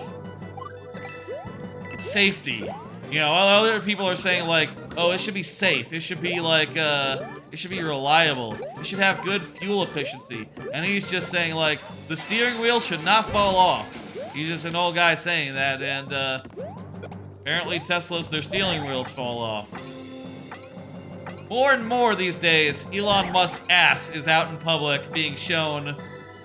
It is just clear how entirely, on all levels, incompetent he is, and ramshackle the companies he runs because he's just having them cut corners left and right. Holy shit, did you see that? That was a pro move. Just jumping through those fucking wrenches. Next Tesla thing. Did you hear Elon Musk is buying a Texas town? Yeah, I saw this in passing. Apparently. Oh, no! Jeez, I think we got pretty far there too. Elon Musk is buying a Texas town and going to be like the local baron, I guess. Who? It's funny, you know. After, you know, yesterday I mentioned a story where Tesla or Twitter was not paying for internet anymore. They stopped paying their data bill to save money. How can you see that and say like, oh yeah, this guy's good for it. If we lend him a bunch of money to like start to like buy a town and build it out, he's definitely going to return our investment. How is he still allowed to buy things after buying Twitter and fucking it up so bad? And, you know, presumably acting as if like, oh, I don't have any money anymore. I can't afford Twitter to just operate as is. And yet he can buy his own town, where he will presumably run it with the with the competence and like assuredness, the confidence and competence that you come to expect from Elon Musk. Surely having him run a whole town will be a good idea. Yeah, that's not gonna work out. That's ridiculous. Oh no! We're down to our last life here, folks. That was the last bit of Elon stuff I want to talk about. Let me tell you what we'll do if we end up emptying the queue. There'll still be time for folks to get in more levels. And, you know, Jason, you want to get in another level? That's very, you know, I'm down for that. I think that would be ideal, actually. But I will play one of my own levels before doing, You can't send right now? Why, are you out? Oh, after this level, you could send another one, I mean. After I hit complete or next. Based on whether I finish it or not. But basically, I'll play one of my levels, and then one of yours until, Oh no! it comes time to close the queue. Can you do next too? Yes, but I will do one of my own levels before your next level. That's how we'll do it. That's how it works when there's one person in the queue like this. At least during the lightning round. You know, the lightning round has to mean something. It has to mean something when I run out of lives. Or else, what's the point, you know? Oh, I see what you mean. No, only I can do the next because, you know, that brings up the next level. And if you did that early, it'd be premature. Alright, we got that one in the queue. I'm gonna play one of my own. Tell you what, I'm thinking, the night is young. I'd like to play for a little while longer. So I'm gonna go through the world that I've made, the most recent world, Koopaverse, and play through the 4 levels. Assuming that we go back and forth like this, you know. If we go back and forth like this, I'll play a level from World 7 each time. Which again, like I said at the top, this is like the penultimate world, but also the conclusion, the big climactic conclusion of my super world. The last world is sort of a bonus world in the style of a DKC. So this is like the first level of the one. It sort of plays out like a Animal Antics type level, where you have these segments, each built around a different helmet, and then you can take them in any order, you know, with red coins and such.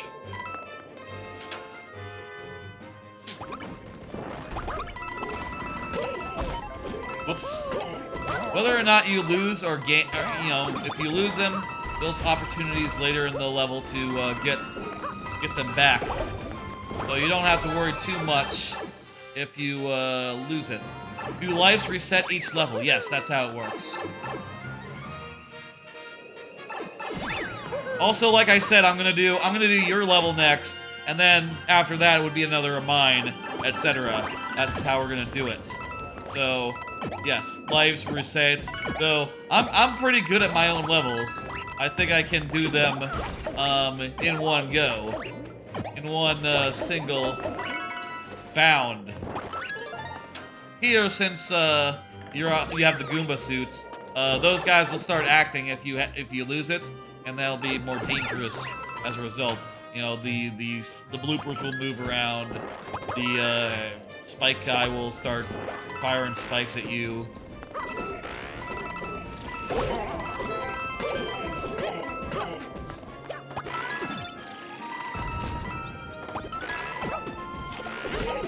With these levels, with each of these levels, I tried to build them around... They see you as a friend, not an enemy, that's right.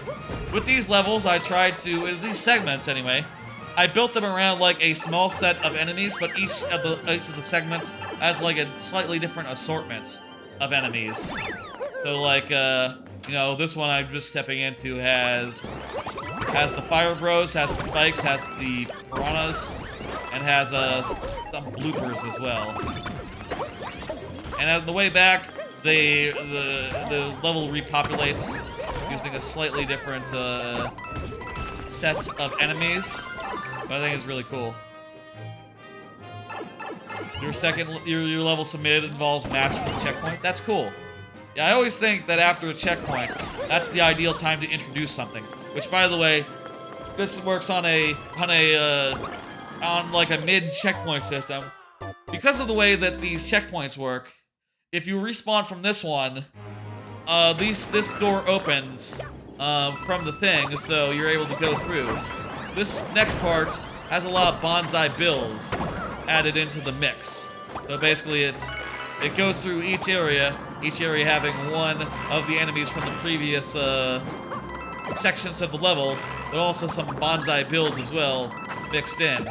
Like here in the Goomba area, we have some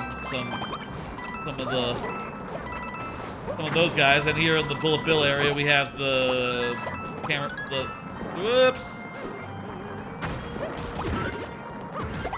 And here the intent is you hit the exclamation mark blocks, and then that lowers the ceiling such that you can do it again to get the floor down. Pop balloon. Did I die?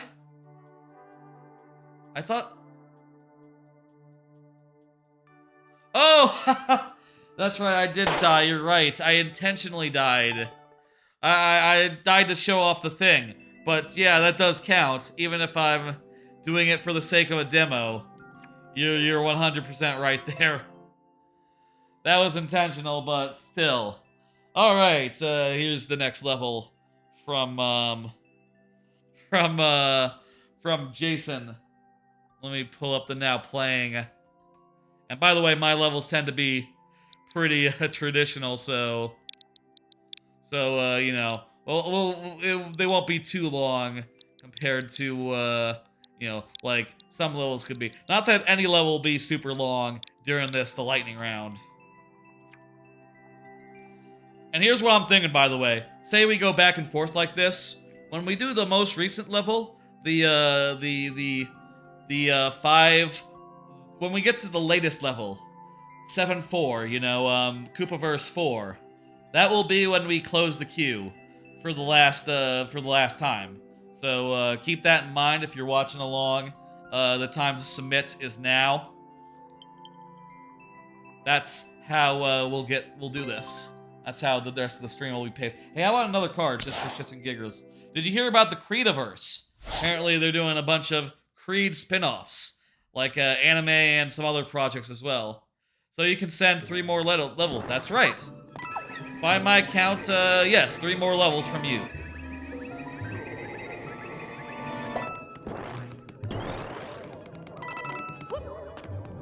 And we have 5 tries.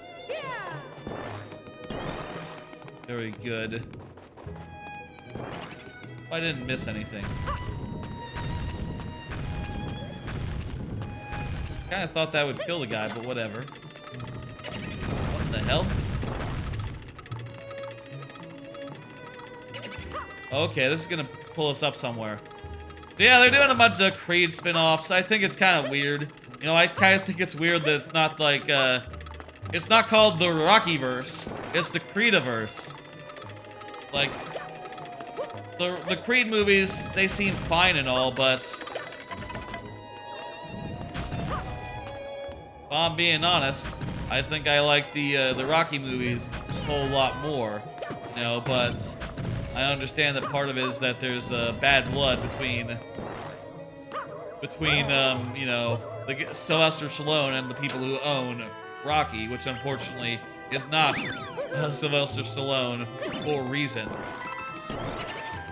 So I need to get a propeller hat here before I can move on.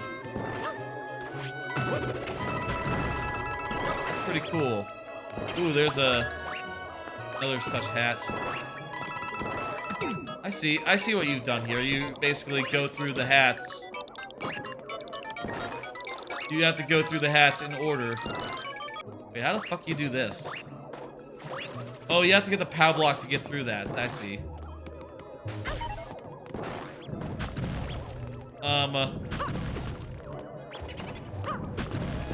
Oh, there we go. It's not the end of the world here. I'm figuring it out. I'm figuring it out, Jason. I think I got it. Wait, what? Does the P respawn? You know, we can go through the door and sure as hell make it respawn. I think that they ought to do they ought to have been the Rockyverse rather than the Creediverse, but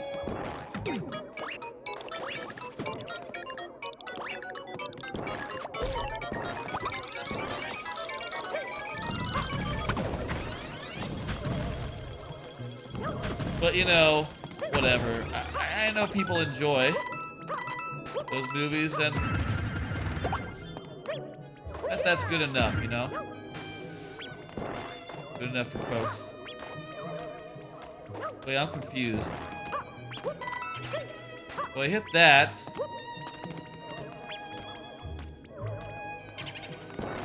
Did I do something backwards there?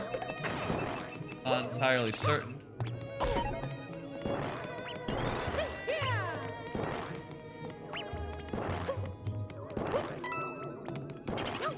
Do I need to hit on-off? Is there an on-off for me to hit?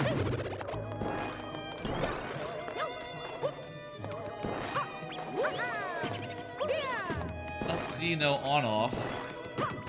There's also no way to get back to, bring the POW gear to the arrow. POW gear to the arrow. Well, I'll get this. I got no other option for it now.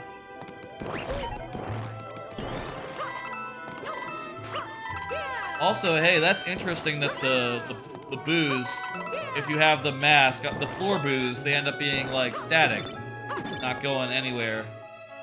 Oh! If I have the POW, I can activate this from outside the outside the place. I see.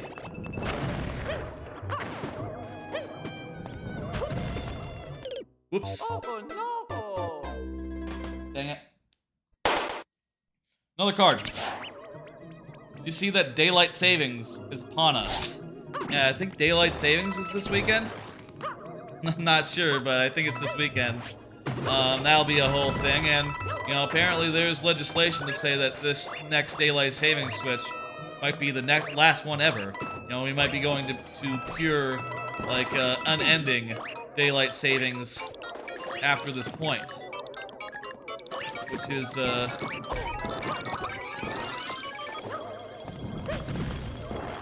you know, a good thing.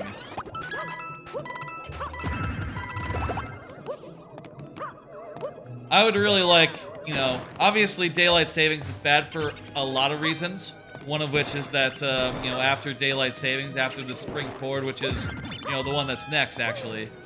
After spring forward, there's a lot of accidents that happen. People get in a lot of car crashes the day after daylight savings, springing forward because, you know, they lost an hour of sleep. That's just, you know, statistically true. That's the most car crashes at any day ever happen on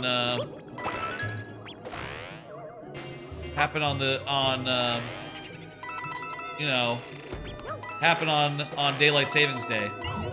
So they really need to stop that, and I think, you know, after this string forward, I think we might be done.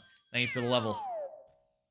And I hope they end up with permanent daylight saving times, you know, like the way it is like hour forward, because that's just most convenient for me. I really like it after work if I can go outside and like have some daylights. This whole like winter time where, you know, if you go outside it's fucking dark at 6 p.m. You can't really get in a good walk.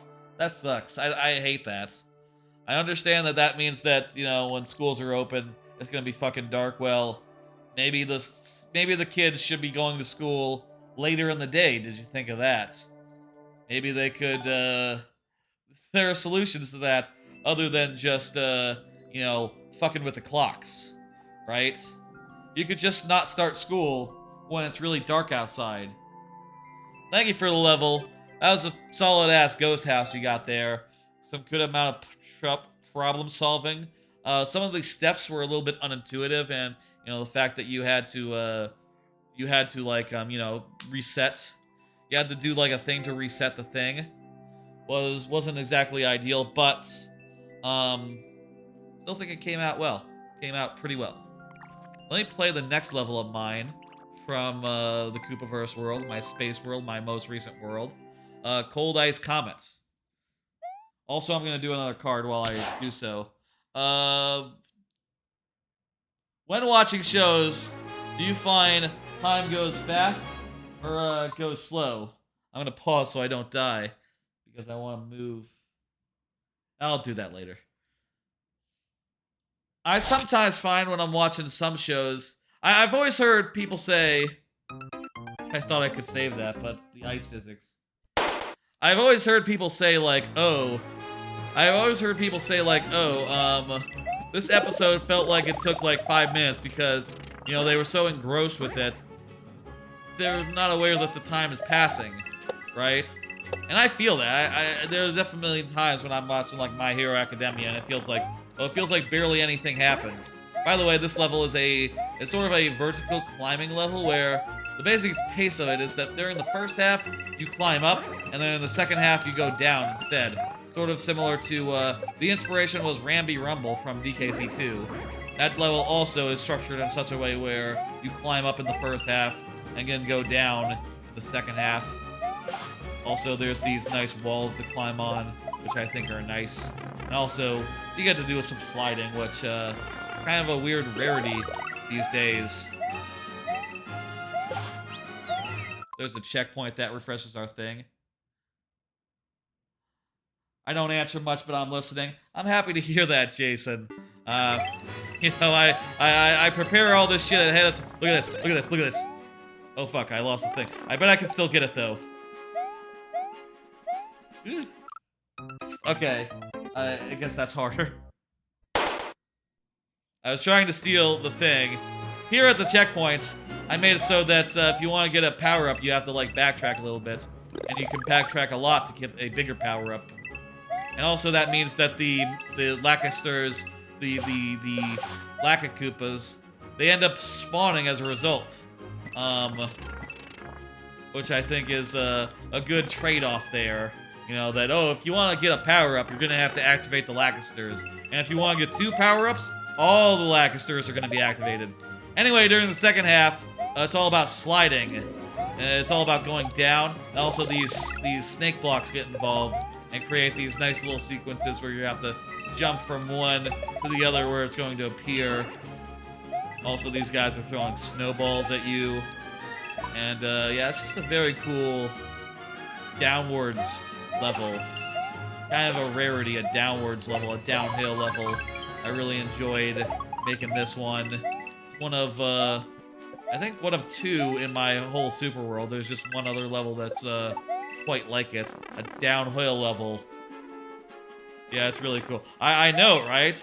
This level is fucking cool as hell. All my levels, I'll tell you, and I encourage y'all to try out my super world, play these levels. It's a work in progress right now, but please check out all these levels. They're fucking dope.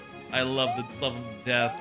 I think they came out all really well. Though there are a few levels I need to make revisions on. obviously. And here, by the way, at the end, it's set up so that you can, if you get like in the middle, you get those 50s. That's what you should aim for. I'm also really happy at the end here. I found an opportunity to use Pea-Suit Mario, which I had Pea-Balloon Mario, which I hadn't found an opportunity to use in the rest of my Super World. And, you know, that's going to be the one use of Pea-Suit Mario. It's not really very suitable to a traditional level, honestly. Should they add level searching by name? Yeah, that'd be cool. I mean, I don't know, like, how useful it would be. Unless, I guess, if you wanted to search for, like, Paracoopas, or, you know, I want a level of Paracoopas. Give me all the Paracoopa levels. It would probably be a good idea, and can't be any worse than the ways that you currently have to filter.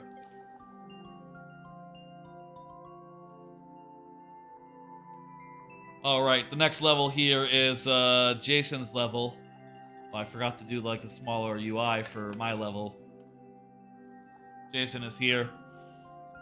To finish the thought on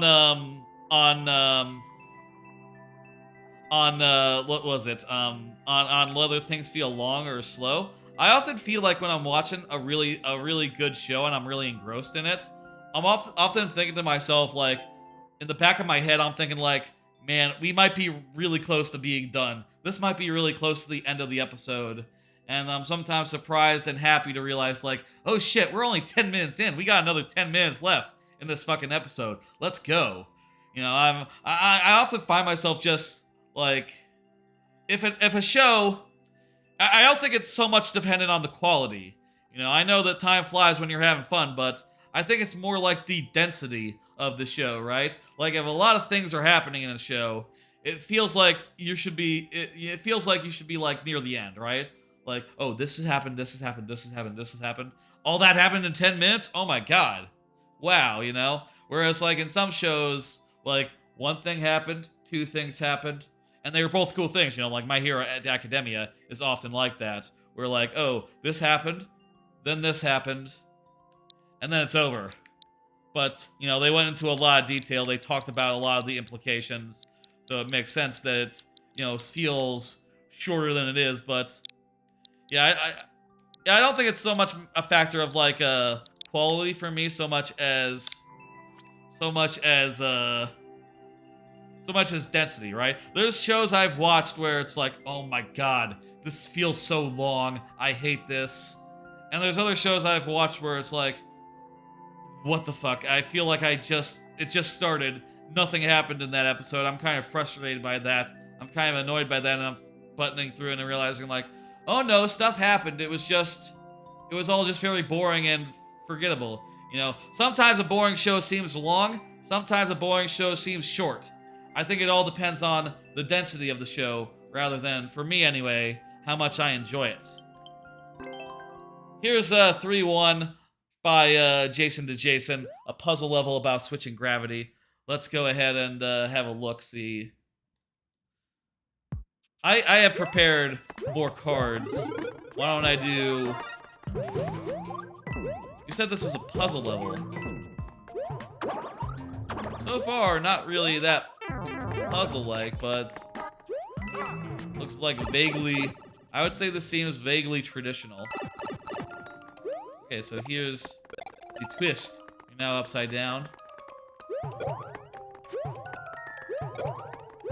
I can hit this on-off. Oh no! Dang it! Those guys sort of took me by surprise. I appreciate, you know...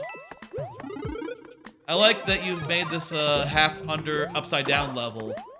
Upside down levels are, you know, a genre of level that is very hard to do. You can get infinite checkpoint power-ups. Right, there must be a repeating checkpoint then. I'll tell you, by the way, as far as infinite checkpoints go, we only refresh our lives once per checkpoint. Unless there's some sort of setup where, you know, we're making progress every time. Say for instance, if we're in a level where, say for instance we're in a level with 5 red coins, each time we went around the horn would be one one additional refresh. In other words, that's how it would work. Another thing, I hear Japan is affordable to visit right now. I hear that's actually surprisingly affordable. Like, you know, the yen is weak right now, is what I hear. And as a result, when you're buying things in Japan, such as hotels, food, etc., it's gonna be a lot less than it was like a couple of years ago. You know, if you had went for like the same time span, which is pretty nice. I also hear that like guy I know, name of H. Guy was telling me that like, oh, he just went to Japan and it cost him only like the cost of the plane tickets. Whoops. It only cost him like the price of the plane tickets.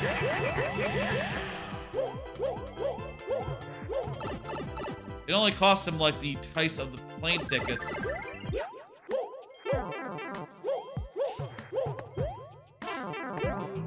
Whatever, that works.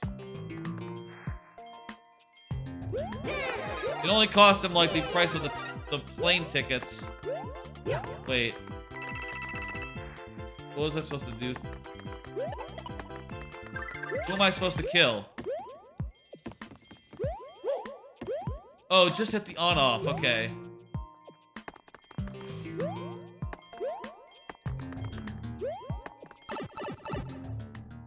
That's not what you're supposed to do?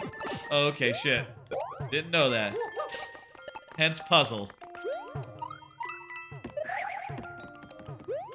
And tell you what, did I refresh my lives? When did I die? Whatever, that refreshes them. Same difference.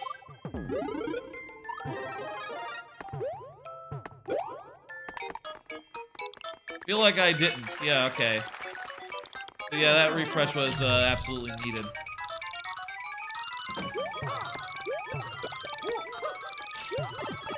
Perfect.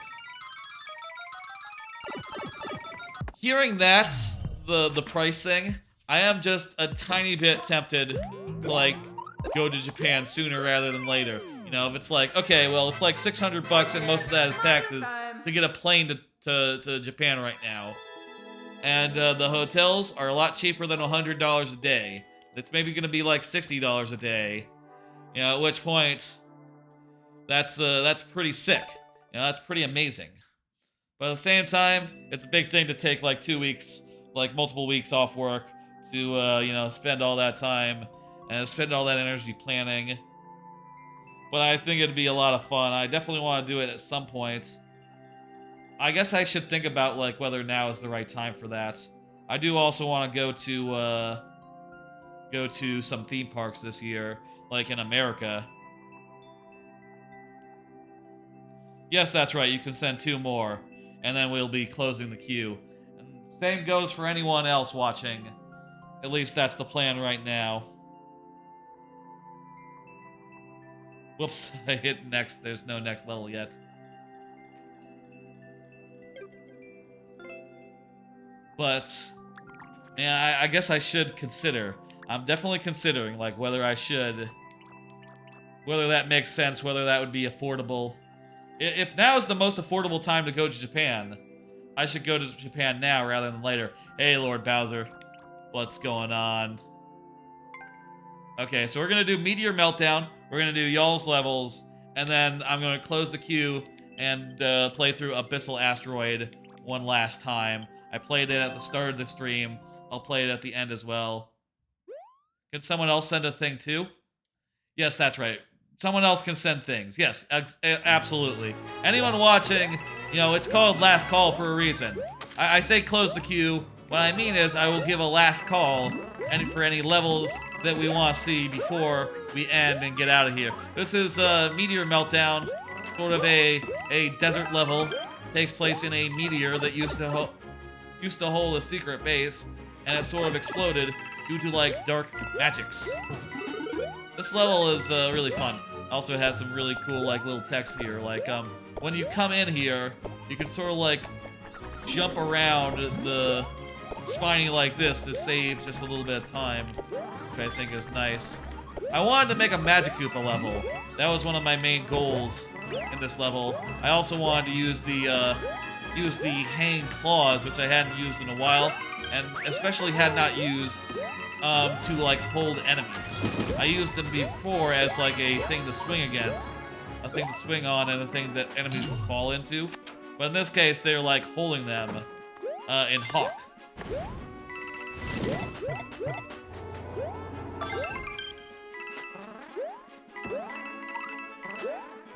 Also here we got the grinders, which are used for the first time in the Super World.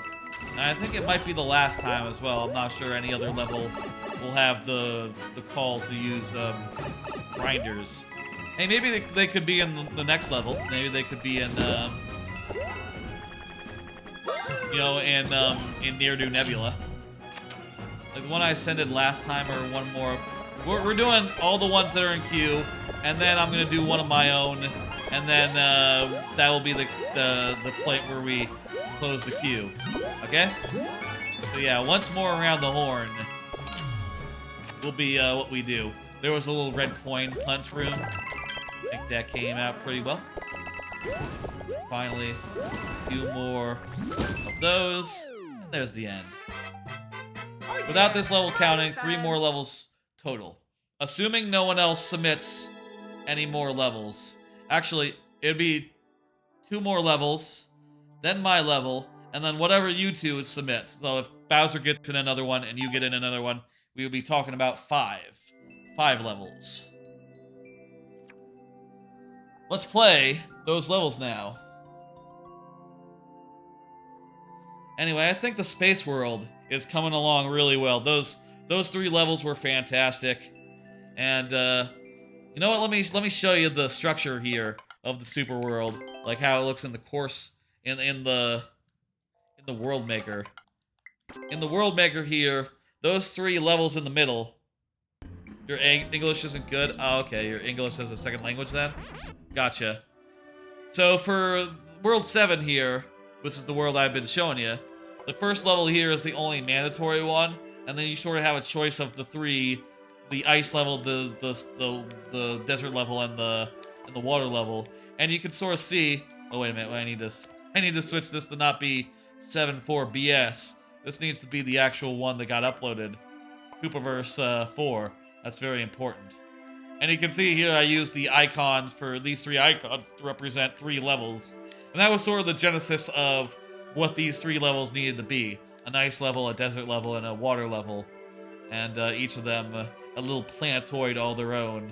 And yeah, you can do just one or all 3 at your pleasure. I mean, I hope you do all 3 because they're all very good.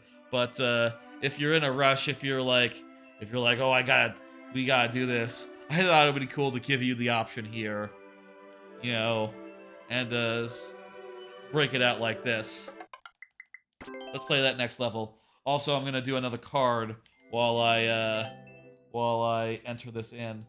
I think I prepared a mite bit too many cards. Thank you for the follow, Jason to Jason. I appreciate it. Actually, there's not that many cards left. Not that many cards left. That's good. This card. Did you see the Donkey Kong minecart ride? Universal concept art. Here it is. They're making the minecart ride at Universal Studios. In Orlando, it's going to be at the new park, Epic Universe, and it's going to be at Universal Studios Japan as well. That's going to be in 2024 in Japan, 2025 in America. You know what I should do? I should do my Japan trip when the Donkey Kong ride is open at Universal Studios Japan. I should do that next year, like October 2024. That should be the plan. October 2024, Japan trip 2. That's, you know what? I'm saying it now. That sounds like a good idea. Anyway, this is a ride that's going to be like set up such that it's going to look like you know how in Donkey Kong Country how you're jumping off like holes in the tracks, right? This thing actually rides on a track that is located way below the track, and as a result, it's like mounted on an arm that you know, sort of hides it, and it only looks like it's riding on this other track, and as a result, it can sort of jump over holes in the track, or at least it looks to do. That's gonna be really cool. That's gonna be dope as hell. That's gonna be really thrilling. I'm really looking forward to that. It's probably not gonna be too intense, you know. They're probably gonna like aim it more towards families, but it's probably gonna be very cool. Probably gonna have a couple of launches. Probably on par with like Hagrid's Motorbike Adventure, which is one of the best rides at you know, it's one of the best. It's one of the top 2 rides at Universal Orlando. So, you know, yeah, that's one's gonna be a top contender. Really looking forward to that. Oops, wrong key. 7 Castle. Clear rate 0%. Jeez. That's cool. Yeah, I'm really looking forward to that. I've been to Universal a bunch of times in the last couple of years, and I'm really looking forward to when Epic Universe hits. Ooh, I like... that's kind of fancy, the way that these dropped. That's probably really good for multiplayer, actually. Is this this level, was it built with like multiplayer in mind? Also, if you had multiplayer, you'd have like multiple bombs to get through that. Don't lose your link. Okay, I won't. I mean, if I... oh, jeez. If I do, I'll die. Don't you worry. And then I'll, you know, that'll be a try, basically. As far another theme park thing, I might go to Silver Dollar City, Cedar Point, or Kings Island. Those are some of the theme parks that are on the table for this year. My ma, she likes going to theme parks. She's gone to Universal a couple times in recent years, and you know.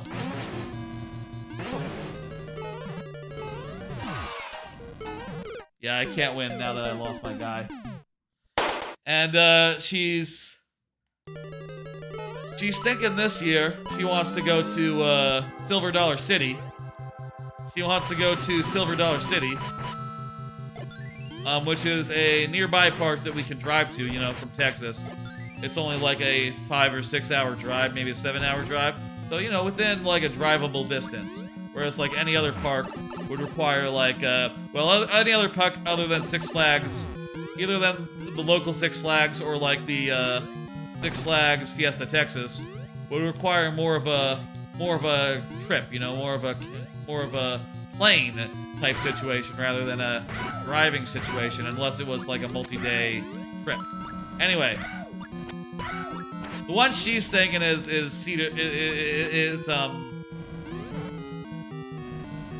she's thinking Silver Dollar City, but I'm thinking myself, I'm not sure we'll really be that into that one. It doesn't have very many rides, especially compared to Universal. It does have really good theming, I hear. Really good, like, theme experience, but I think, you know, we're more into, like, the roller coasters and more than, like, flat rides and stuff, so... Can you activate this with bombs? Don't need the red...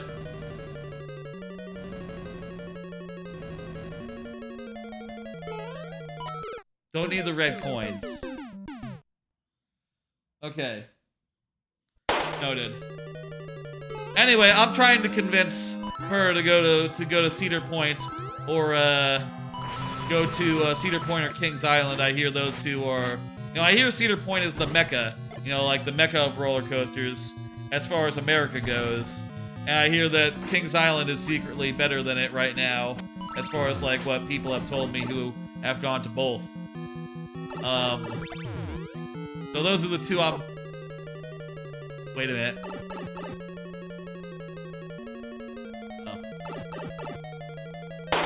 Those are the two I'm looking at right now. Those are the two I'm looking at. I understand they both have a lot of roller coasters, a lot of good shit.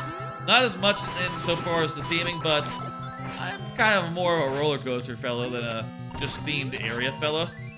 You know, I kind of like a roller coaster, a good roller coaster, so that's more what I'm looking to do. Just go there and ride roller coasters. And, you know, if my mom really wants to go to Silver Dollar City, I'll go with her if, you know, if she's paying and also, you know, if no one else wants to go. But I think I'll probably, if I don't go with her to Cedar Point or Kings Island, I think I might go myself, you know, just I might take a trip out myself. I've been to, I went to Fiesta, Texas by myself last year. And that went pretty well, so I think that would be a good trip, you know, it'd be a fun time. And, don't step in there.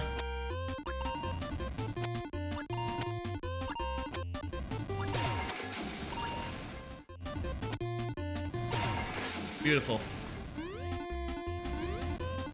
That would be a good time, and those two parks are definitely like, you know, hot on my mind as far as places I want to go. I did consider, like, briefly, like, oh, what if I could go to... do I just have to give up the queue here? Maybe.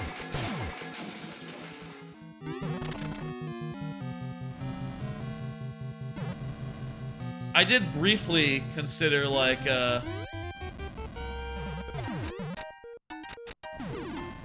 what? Oh, I see. I did briefly consider, like,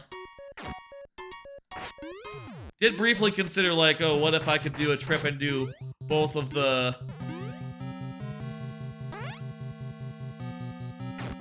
Eh? Yes, I saw the door, but where door does lead? Different door? Is there a door downstairs?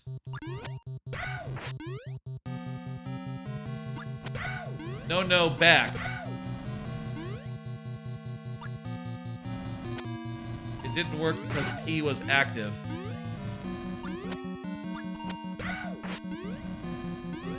What didn't work? Back in the door.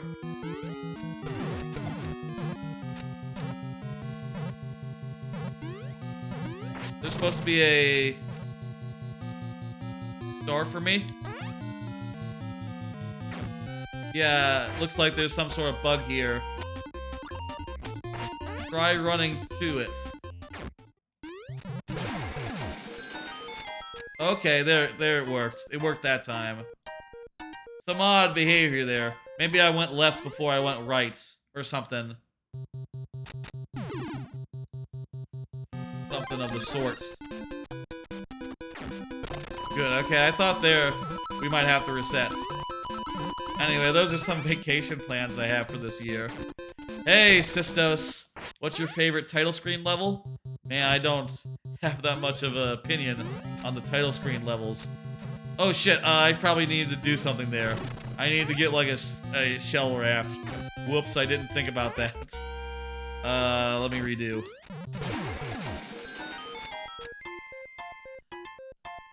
I fucked up, yes, it's true.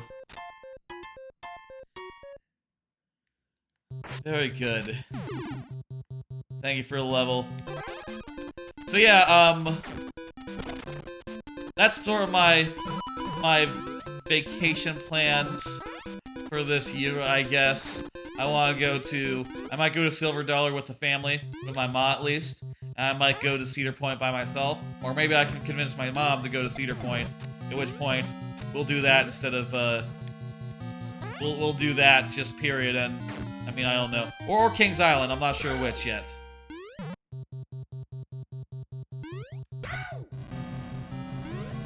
Kinda difficult, this jump, no. Guess I could do this. Jump out and, oop. Yeah, there we go. Those are my plans that are, you know, in the cards. I can get another shell. I can get another shell. It's not over. Oh, I was to damage boost through this shell? I was about to kill... I was gonna just kill him.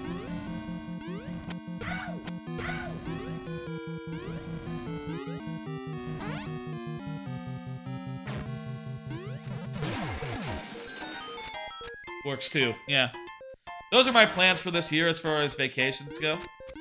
Probably won't be streaming for those vacations, but you know, I'm sure I'll do like I'll do like a tier list of the rides when I get back, and I'll tell you all about it when I get back, whenever you know that happens. Another card. Looking forward to Suzume. That's in April 14th. That's the anime movie where the girl falls in love with a chair. Came out last year in Japan. I hear that it's really fucking good. People have been really fucking positive on it. And I'm looking forward to whenever it comes out here in America, which, like I said, is fixing to be April. Fuck!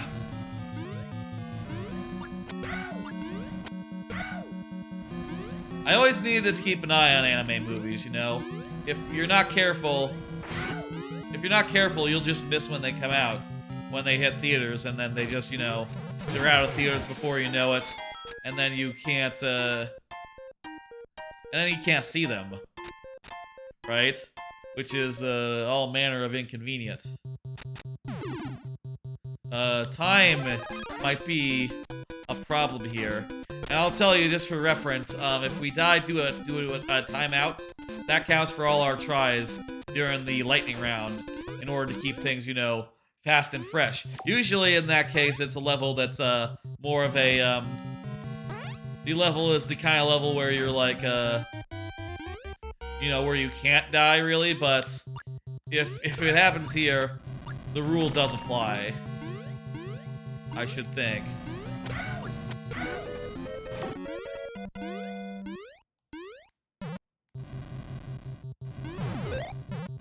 Whatever, damage boost it is.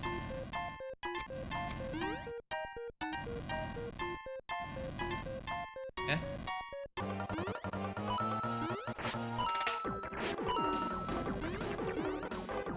Race. You racing?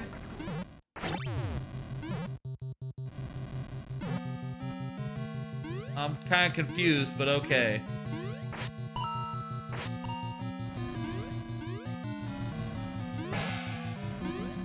I got the Shelmets. It would count for all 5 tries at a timeout, and it depends on, like, the amount of... No!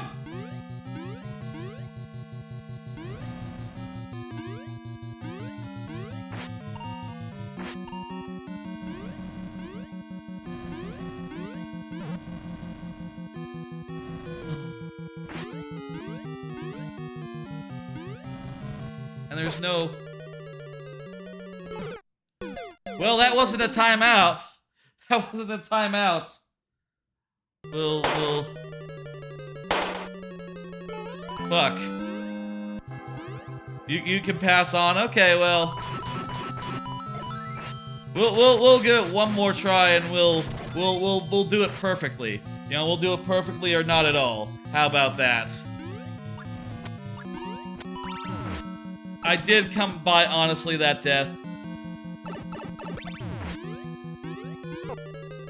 Oh, there you go. I legitimately died there, okay. Guess what? I died. Oh, we got Toad. We got Toad. That's a thing to say. Toad! We got Toad! Oh, we got Toadettes!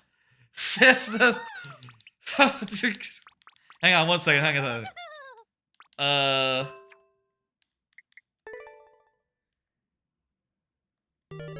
Here's Toad! Say hi, Toad! It's Toad Link!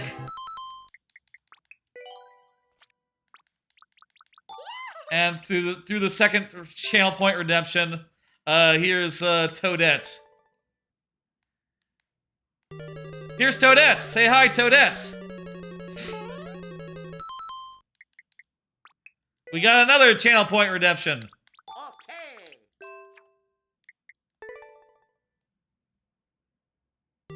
It's Luigi! Say hi, Luigi! Hi, Luigi. Jason, not as big a fan of Luigi as Toadette, it would seem. we were pretty damn close to finishing that level. You know, like I said earlier,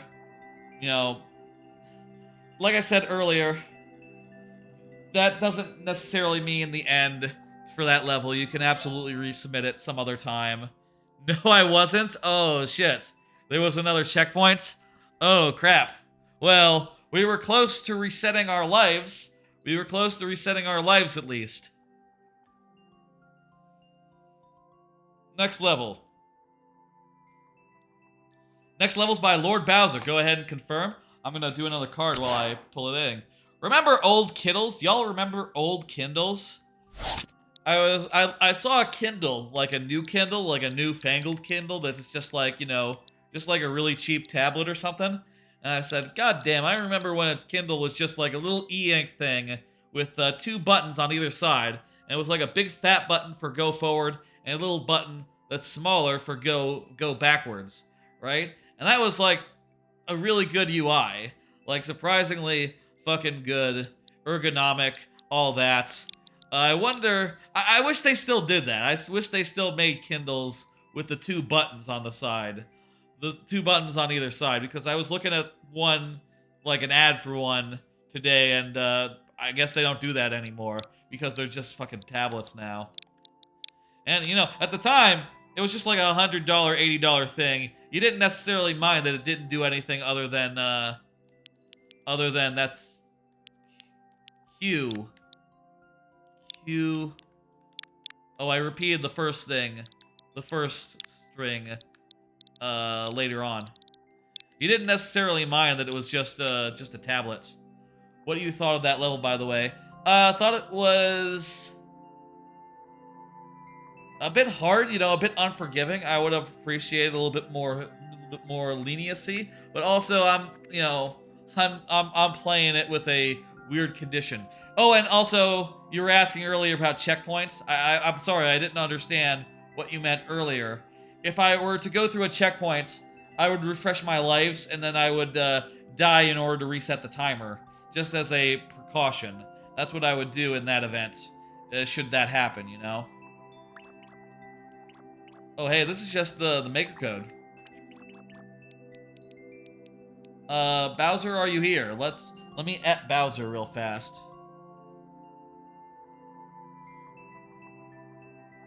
I kind of miss, the days of having that sort of Kindle, That was a really cool thing to like read at in bed, read it on the beach. I guess maybe I might, if ever I were to go to a beach, I would probably like take out that old Kindle out of a drawer and hope it still worked, and hope it's still like connected to the internet and stuff. Because, yeah, reading the Kindle on the beach and not having to give a shit about the sand or anything because it's just a cheap and durable little thing. Play the boss rush level.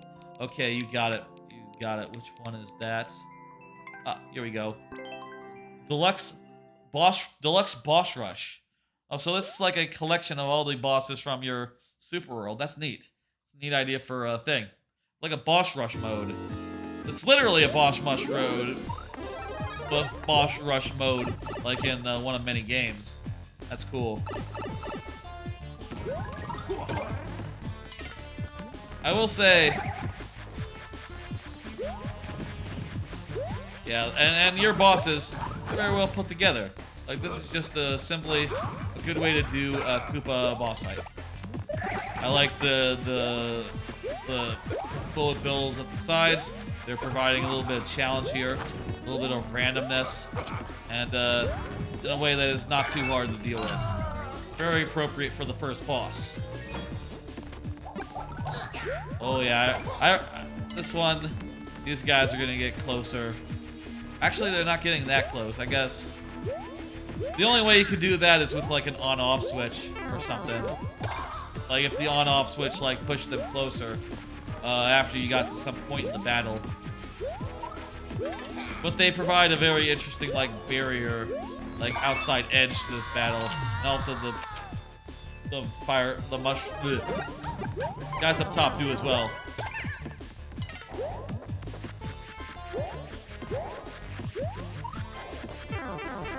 Lots of projectiles to dodge in this one, considering the ring and also the fire bars.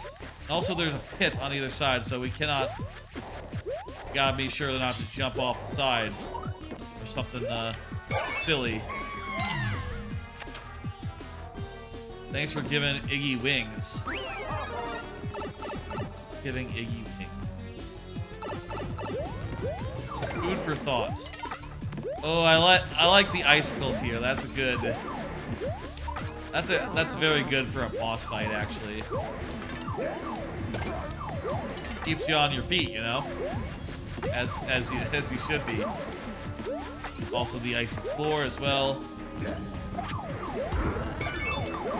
Beautiful. There a checkpoint? We're like halfway through, right? No, I guess there's no checkpoint. Jeez.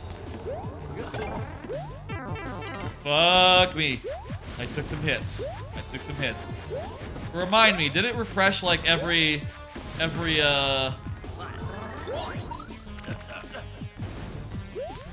Is the mushrooms refreshing every level, every boss fight, or is it every other? I can't remember.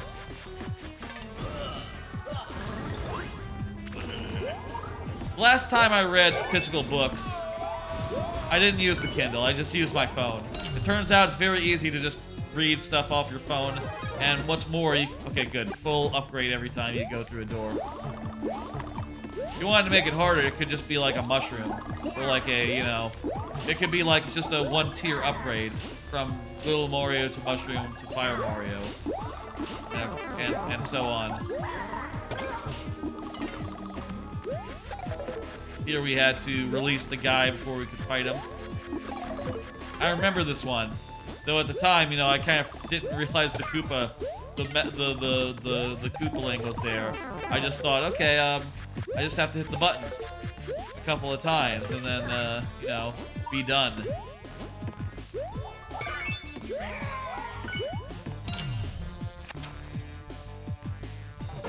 CP2. Okay, so there have been CPs. I guess there was one earlier that I totally forgot about.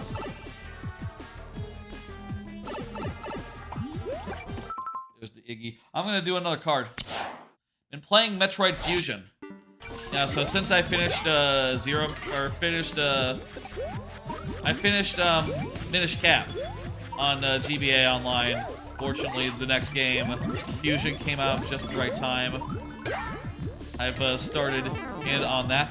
Projectiles and stuff here to make it harder. Oh, right, I remember how you did this. Had just like Iggy's popping in from the top. You know, I guess you had to be careful because you can only have like 7 Koopalings in a subworld, right? So you had to make sure when you were doing these. Did I just call Lemmy Iggy? Shit, I don't know my Koopalings that well. I'm sorry. You had to be careful while making these originally, such that you didn't use like more than 14 of them overall. But yeah, playing Fusion now, gotten through 2 areas.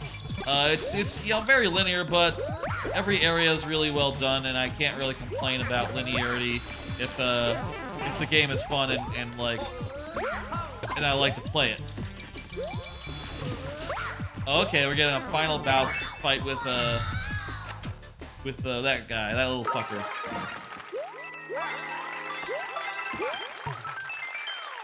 One go. One try, let's go. I really like in that game, though, one thing I do really like is that all these sectors, all the areas in the game, they're like labeled. It's like Sector 1, Sector 2, Sector 3, Sector 4. And you just don't go from Sector 1, 2, 3 in order. You go to Sector 1, then you go to Sector 2, then to Sector 4, and then 3, and then 6, and then 5. It's sort of a little bit out of order. And then it sort of mixes things up a little bit after that. You know, revisits and all. Until it's the end of the game. But yeah, it's pretty cool. Let's see if you can first try my level now. Yes, that'll be next. Cyst. Cyst? Is that how you say that? Cyst? Cystus? Complete. Cytos. Right, okay. My memory can be bad if you've told me that before. I apologize. After this level, I will be doing a last call, in which I will be taking the last levels of the night. I will play one of my own levels, the last of my own levels. Earlier on, I played through the rest of the World 7 that I have now. I will play through the last of those, which is the one that went up this week, which again, y'all should check out. Y'all should check out my latest level, Abyssal Asteroid, which will be after this one. After I finish that one, the queue will close, and that will be it for levels tonight, so get in your levels now. Now is the time to get them in.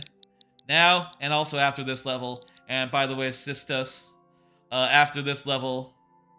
Cytos, sorry. Cytos. After this level, Cytos. After this level, you can get another one as well, if you so please. Let's go ahead and get that punch in. And yeah, okay, here we go.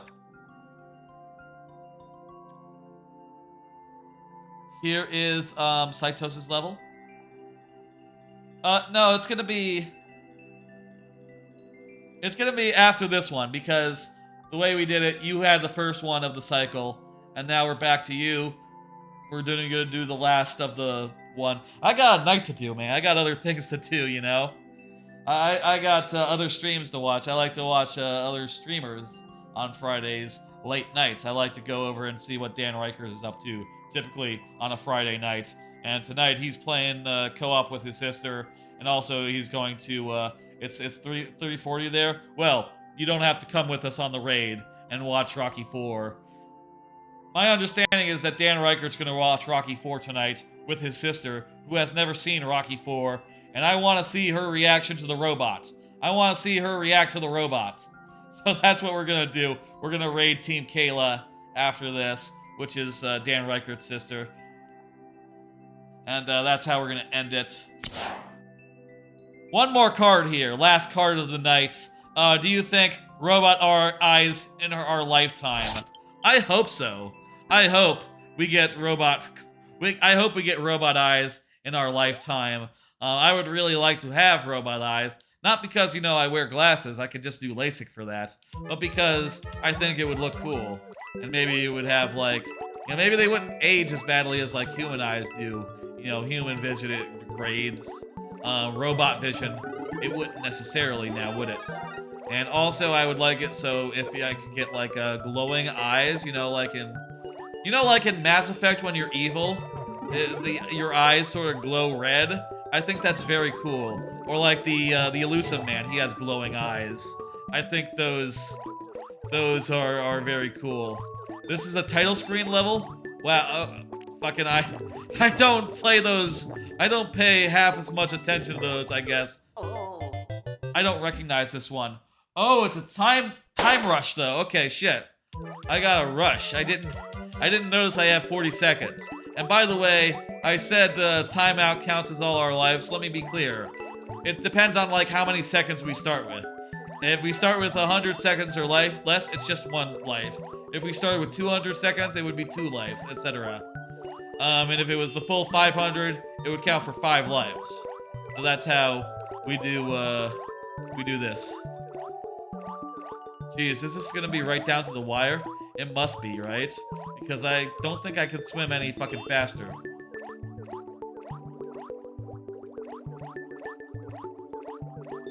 Oh my god! We're doing it this time. Fuck. Come on. If you beat it in this attempt, I'll send you 1 plate of spaghetti to your doorstep. I just fucked up that time, too. Okay, eyes on the road here. We cannot take our eyes off the road. We have to go. And we have to be careful about corner blocks. Okay. Yeah. Does Y button affect your speed underwater? Like, as far as I can tell, no, I don't think so. I think you're just 1 speed underwater. But I am holding down Y just in case it does matter.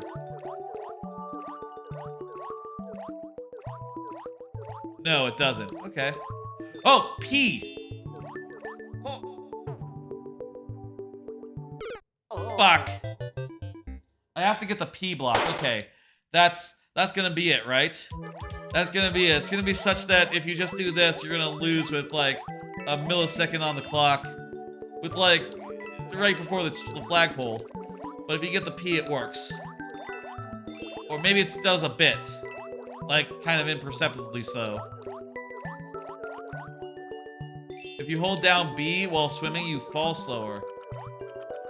I didn't know that. Wow, look at that. I fucked up. That was not good.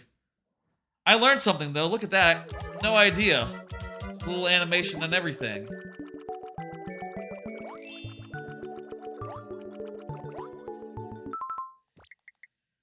Is that... Let me go look. Where do I see, like, Mario advice?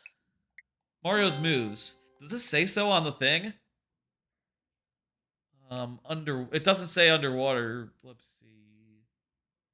Swim. B while underwater. No, it doesn't say hold down B to like, swim. I ran out of lives. Thank you for the level. You know... I think I could get it with one more try. I'm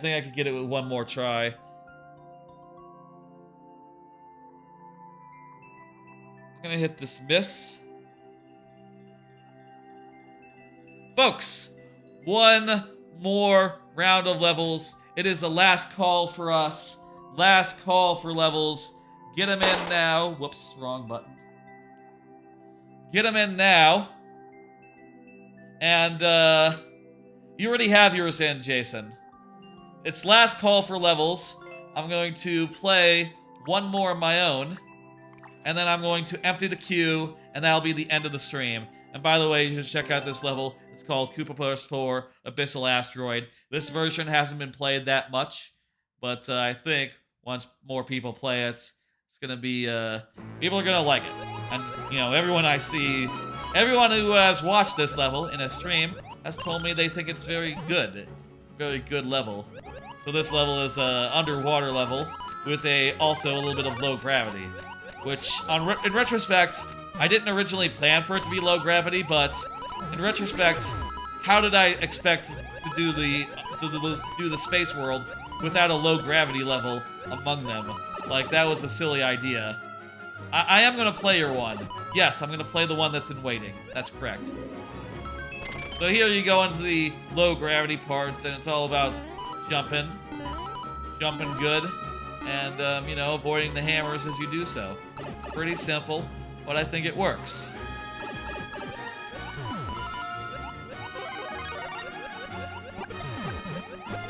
I always try to mix up my levels as far as like the way you route the player, right? Like the most average, most normal level will just go left to right, you know? And I feel like sometimes you ought to have levels that go right to left. Sometimes you have to have levels that go any which way. This time I'm not going to kill those guys. I'm just going to like drift past them. Sometimes you have to have levels that go any which way. Sometimes you have to go levels that go up, that go down, that go left, that go right, that go, you know, multiple directions. And this one has a lot of like recursion, a lot of looping in on itself. A lot of going to a place and then coming back through another way. And I think that all that is a very fun and very fitting way to do this level. Important thing for your level. There is a part with a big shell where you follow it. It looks like it will get stuck, and you will have to wait and dodge in time. Okay, noted. Woot! I want that coin.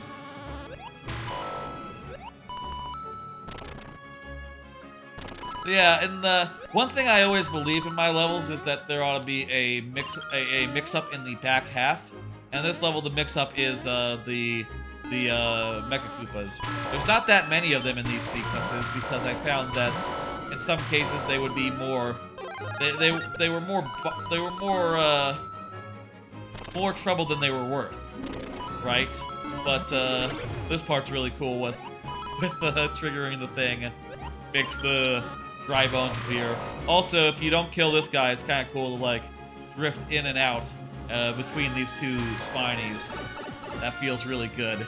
Your levels are so cool. Wow. I'm glad you think so. I put a lot of work into them. This one was in development for a while. It was in development for... Look at this, there's a secret over here. It's sort of hidden because you can't tell necessarily that that's the bottom of the screen, except if you look, you know, you'll notice there's a gap. I think that's a pretty good, subtle way to hide that business. Like I said earlier, this thing sort of protects that guy and makes it so that you want to, like, thread the needle instead of necessarily, like, taking it out. That pipe also protects that guy, which makes him a little harder to take out, meaning that it won't be quite so easy, even if you have a fire flower. A lot of thought and consideration went into this level, and let me tell you, I'm pretty close on the... I'm at the enemy limit for the subworld right now. I'm at the enemy limit for the... I'm like nearly... at the enemy limit for the overworld as well. I'm at several enemy limits for this one, which meant that I really couldn't use any more stuff if I wanted to. It all had to be exactly this way. Anyway, that there was me playing my last level. I encourage y'all, please check out my level. It could use some more likes, it could use some more plays. If you like it, if you play it and you like it, I would love it if you left a like. You know, every time I see a like come in on a level, I feel really good. I feel really happy. If you're wondering, like, what's my most popular level, you know, they go up to the thousands for a couple of them. The most popular ones are Fair and Floodway, which I do think is a remarkably good level. Zero G Refinery, which is a remarkably good low gravity level. Speaking of low gravity, I've done it once before. I've done one other low gravity level, and it came out so fucking well. People were all over it. Look at that, 1,000 likes. If I don't forget, what's the profile name? Look down, my maker code's down there. You can find my maker code at the bottom of the screen at all times during a Mario Maker stream. So you can punch that in. My name is the Master DS. Master DS in Mario Maker. You know, it doesn't have the part in there because it doesn't fit on this. And my most popular level is one of my first ones, one of my oldest ones, Extendo Slam Jam, which, oh wow, it just hits 1800. Damn. It's not that far away from 2000 then. Hey, Dairy Tendum DP. How you doing? You came just in time. I'm about to close the queue. I'm doing a last call. Last call. I will stall for another second. Yeah, let me see. What was you saying, Jason? The level I second as one of the first good levels I made, so it could be a little bad. Gotcha. So this is one of your earlier levels. I have a level. Yes, exactly. Please add right now. Add right now. Last call. We're doing last call. I already played the last level I was going to play of my own, so everyone else go ahead and add them. And also, you can see in my core spots the next level of that super world. I just showed off all the levels in Koopaverse so far. You know, Koopaverse 1, Arsenal Antics. Koopaverse 2, Cold Ice Comet. Koopaverse 3, Meteor Meltdown. Koopaverse 4, Abyssal Asteroid. And the next level will be Koopaverse 5, Ne'er-Do Nebula, which will sort of be inspired by Baron K. Rollenstein, that boss fight from DKC3. It'll be a traditional level followed by a big two-phase boss fight that'll have a checkpoint in the middle of it. So you know, you'll get through one phase and then it'll have a checkpoint before the climactic ending, which I think will be pretty rad. I think that'll be pretty cool. And the next world is called Bonus Biome. It's sort of the bonus world, sort of the lost world, sort of the Krematoa type thing, you know, in DKC terms.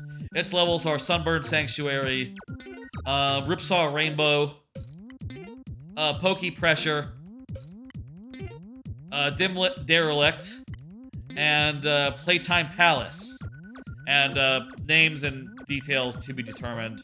I might have a better idea. I think I do really like Ripsaw Rainbow. I think I really like Pokey Pressure is a good name, so long as that mechanic remains the thing. Dimlit Derelict sounds good to me. It's alliteration and a rhyme, a little bit. And Playtime Palace, I don't see that name changing. I don't see any of these names changing. I think they're as good as they're getting. I think this is the. I think I got all the names I'll ever need for the rest of the super world. Theory got in the level. Fantastic. Thank you for it. I am now going to close the queue, and we're going to go through these last couple of levels, lightning round style, to end.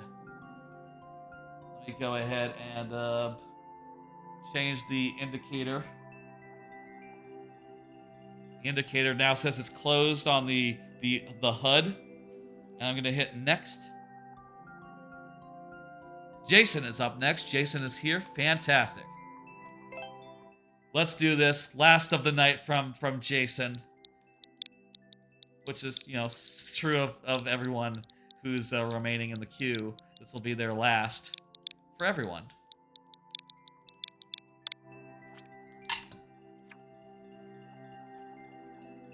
Eight Castle V2. Bowser has returned. 50% of the levels you played is me. Yeah, that happens sometimes. Sometimes there's just you know, there's just like no levels for a bit. I know there's other like Mario Maker streamers who like you know, they're a little slower sometimes to go from level to level. You know, whereas I tend to like I like to keep things moving, right? And as a result, sometimes that'll mean that yeah, I'll just run out of levels. I'll not have enough to play, but I can always show off my own levels. I can always like do levels from one person, and that's the way I can use to like you know, fill out some time and you know, keep things moving. I like to play more levels than I like to play multiple levels. Did you say this was a hard one? So far, it doesn't seem that hard to me. Or maybe the next one will be the hard one, which I suppose will be next time. Which, you know, I'll tell you what my schedule is, and the next time I'll be streaming Mario Maker shortly.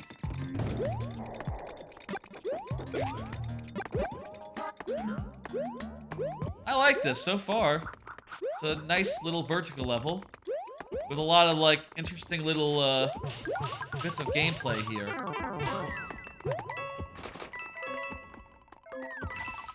Oh geez, those guys, they're just here to hit me. Wait. And then they fuck off. Oh shit, Fire Flower. I think I have to escort this guy. Oh, by the way, if you want to give me that reminder, you know, you said a thing about a soft lock. You probably should remind me now in case I forget, because I have totally forgotten. Something about a shell, and that I would have to avoid it. Now, sometimes my memory, you know, I forget things. Goomba needs to go to end. I think over the weekend, I'll probably start work on, like I said, with Near Do Nebula, I have some really good ideas for it. I imagine by the next Mario Maker stream, which will be next Friday, I'm tending to do like one Mario Maker stream per week. Said I needed to follow it. Uh-oh. Not like that. That was the way not to do it. Shit. Well, maybe that guy will hit the question mark, the note block, and it works. Okay. No problem. Works. Fine.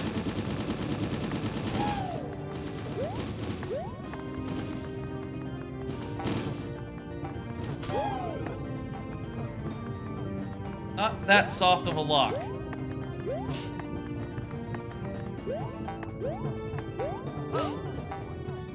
You said it's gonna get out of that, right? Is it gonna escape that? maybe the timing is different from. Oh. Fuck. Maybe the timing was different. The way I kicked it. The timing was different, so it ended up with more momentum than it otherwise would have. I'm thinking I'll work on the boss fight. Fuck. The boss fight for that level for Ne'er-Do Nebula this week. I think I'll save a bullshit version. Whenever I'm working on a level, I tend to save like a work-in-progress version. You know, like the brainstorming version of a level. BS does not stand for brainstorming, but it might as well do. I'll save a brainstorming version of the level and, you know, have it available for reference, but mostly just focus on a, like, you know, deleting everything and starting over with, like, the actual level that it's gonna be. You know, the actual format is gonna be the actual, like, stuff that's gonna be in there. And I'll try to make it, like, for real, basically. And I think I'll start that process this weekend. The first half is nowhere near ready to go, but I think the first half can wait until the second half is done. Why is this guy here? Secret? I played Abyssal Asteroid and really liked it. Your style of levels is a lot of fun. Thank you. Oh yeah, these are optional, you said. My levels are, fuck. My levels are, tend to be inspired by Donkey Kong Country. You know, in some cases, levels will have specific, touchstones, you know, specific levels I'll look at and go like, this is the kind of level I want to make. But in some cases, like that one, it's more just, maybe just like the philosophy of it or something, rather than any specific design thing, right?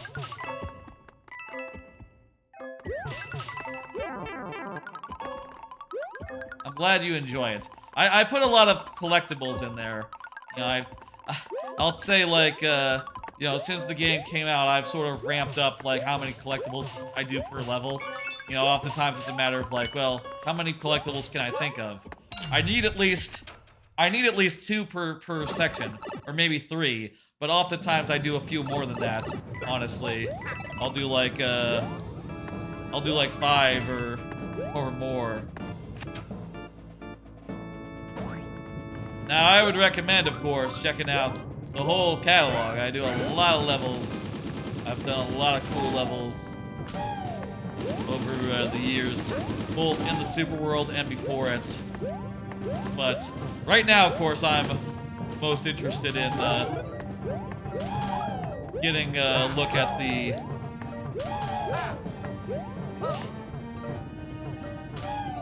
There it goes, okay.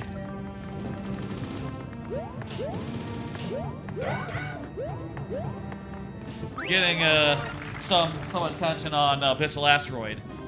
You know what to do now? Yes, I got through. Thumbs up. For a moving platform thing? Oh, I need to hit the thing that'll release the platforms. Should've went up to the left.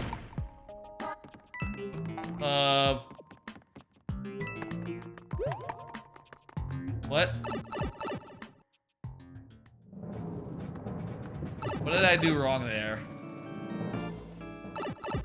I'm not sure what toggled the on-offs on-off. Maybe I leave them on? Did I jump or something, activating one too soon? Not sure.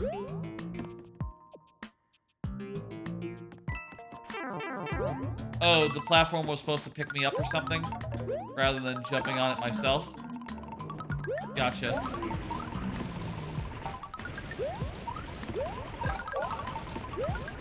I think this part's really cool. Ooh! Wah!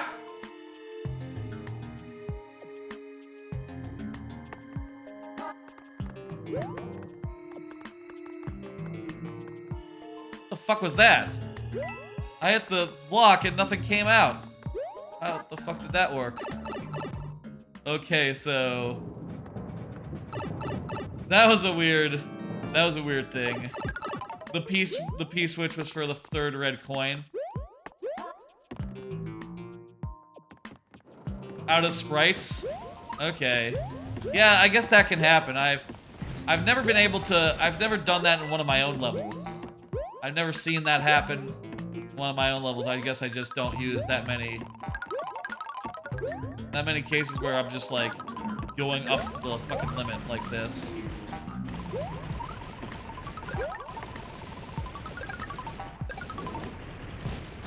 Hehehe. Look at me, I'm smart. What? Oh, okay. It didn't push me against the ceiling.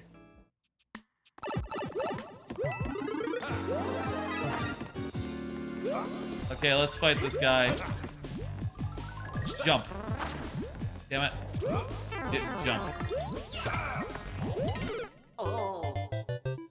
Well, there was a checkpoint, so that was no big deal. No big deal there. I closed the queue, by the way, and like,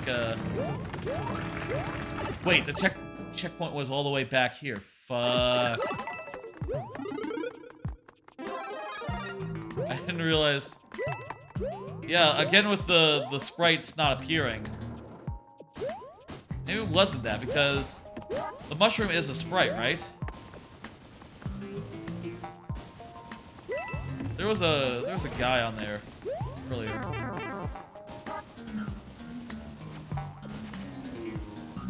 So it's probably not safe to hang out there, but I can hang out here and just relax. The boss fight is hard. Yeah, I can tell. And it's after a whole bunch of platforming too.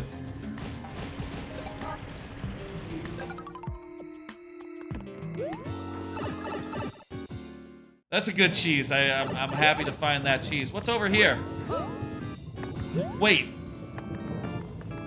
There are more boss fights after this one? I don't think... Did we fight that guy earlier? Oh, jeez.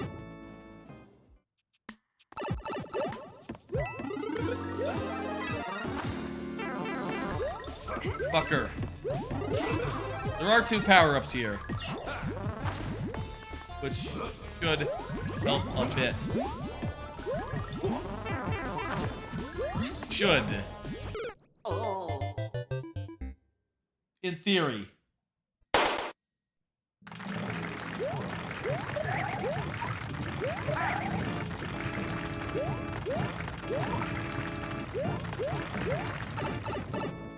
Okay, fuck.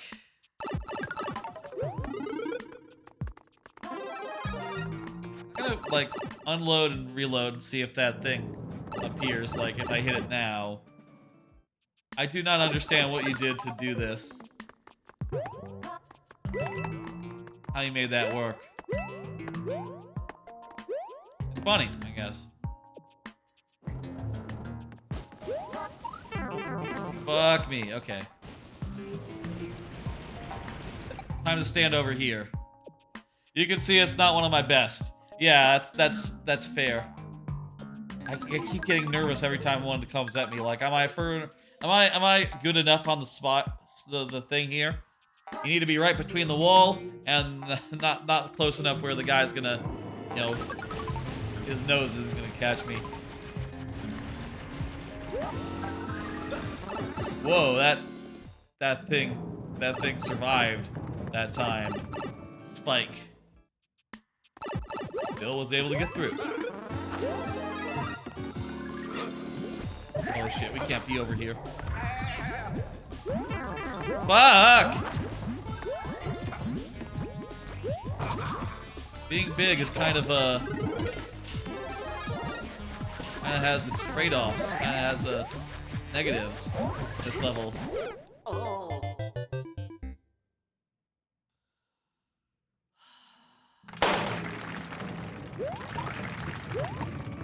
Also, if we fell down, that would be... I think that's a soft lock if we fall down. So, not only would we be dead, we'd have to restart. That would count for the rest of your tries, which are, you know, 2 at this point, if that were to happen, by the way. Oh, you know what? We could step on this before the thing starts, and now we're perfectly positioned, I think. Yes. Yes.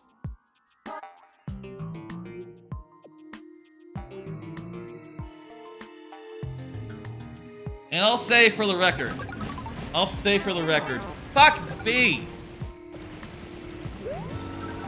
I'll say for the record, my first levels in Mario Maker 1 were not as hot as the levels I do now. You know, they weren't as good.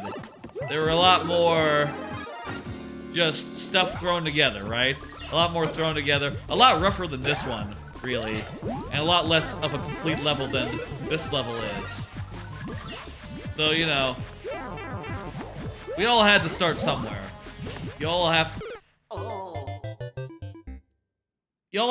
Everyone has to start somewhere, as far as, you know, making goes, and, you know, the more you make, the more better you get at it. Right? The more ideas, the better you get at working your ideas and putting things, and making things feel fair, and, balanced, and, you know, feeling good.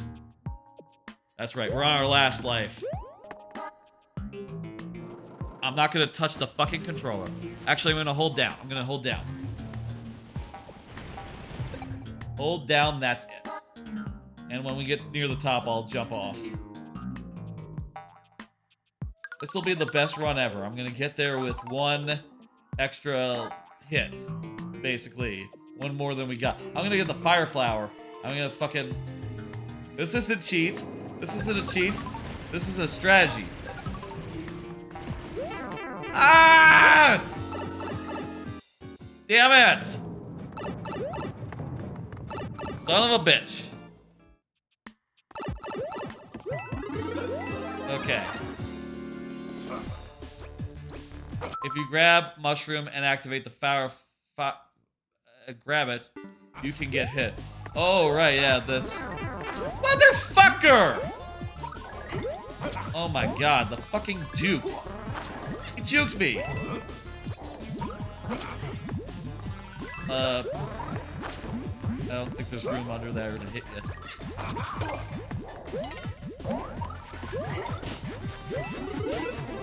Okay, we have a mushroom. Had a mushroom.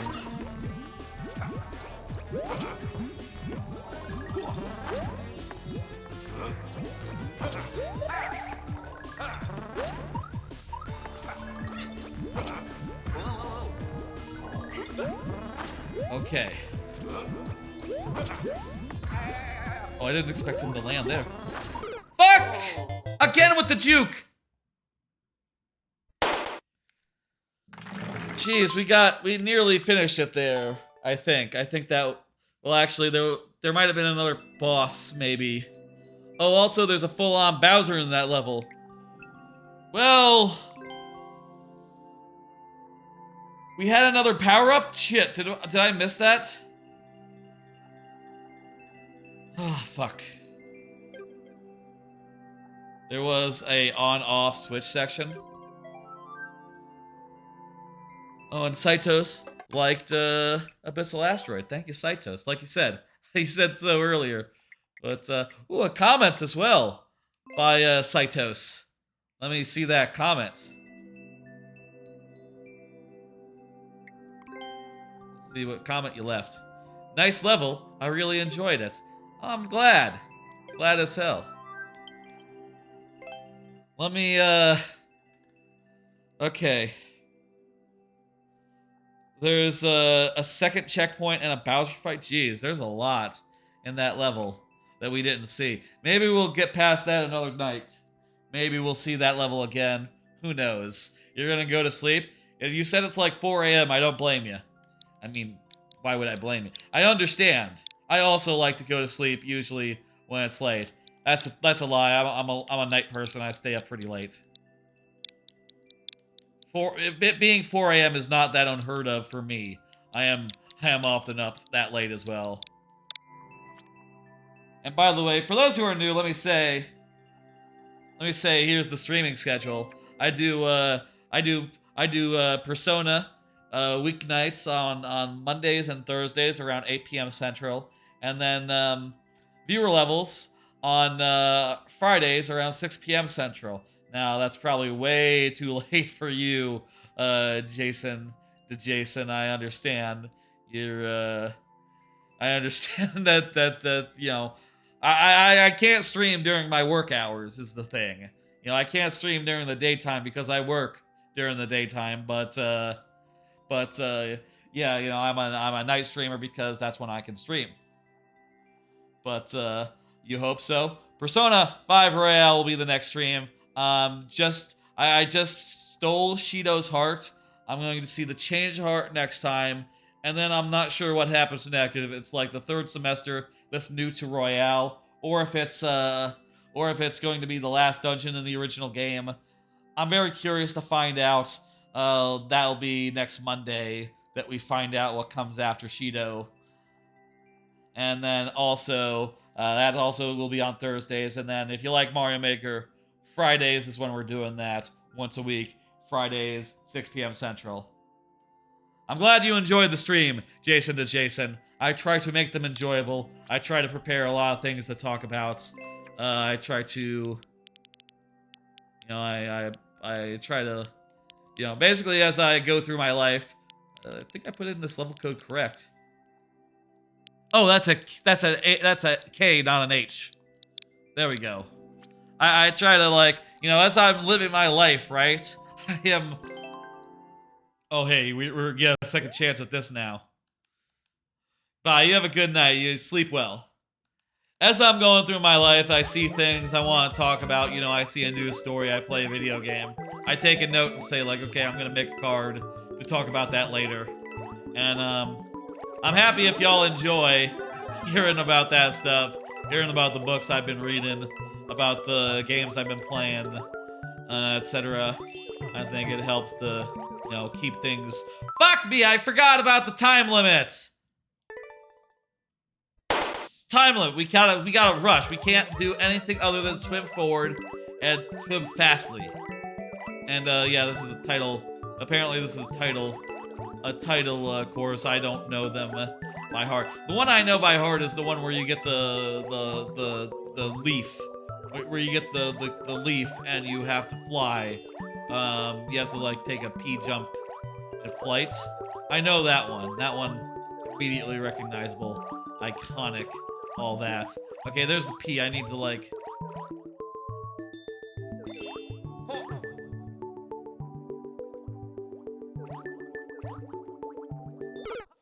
Come on.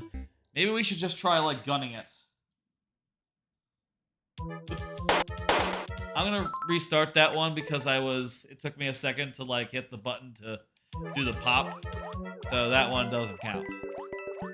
It counts if my hands are on the controllers. It doesn't count if I die while my hands are not on the controller and I'm, like, doing, like, stream stuff or something. That doesn't count. There are some cases that don't count for a life. Like, you know, if I were to be idle, for instance. But, you know, those are very, very rare cases. And, like, it's so fringe such that I don't really feel like I need to say that. I mean, I think it's rather obvious that I'm not going to count if I, you know.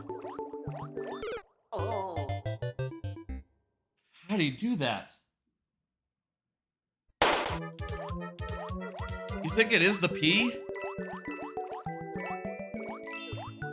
You don't think there's like a pipe or something that's like a shortcut I could take? Do you?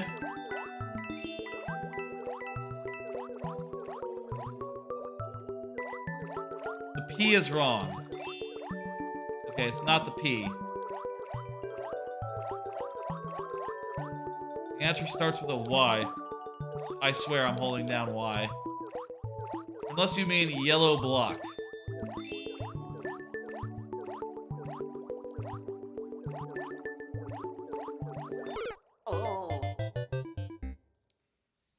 I'm holding down Y. I'm holding down Y. Trust me. Yoshi. Oh, okay. Is Yoshi in this level?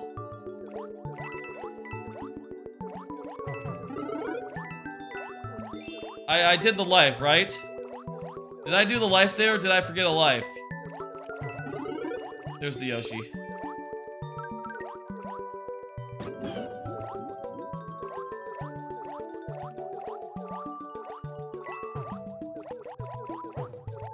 How is this faster?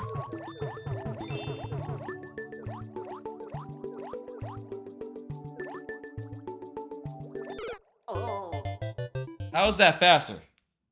Okay, last try. I might have done one extra. About what Yoshi can do. Lick. Yoshi can lick.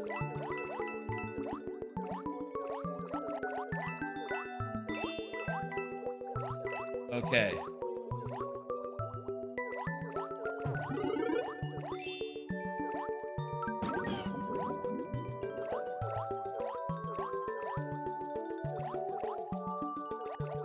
I never knew about the holding down.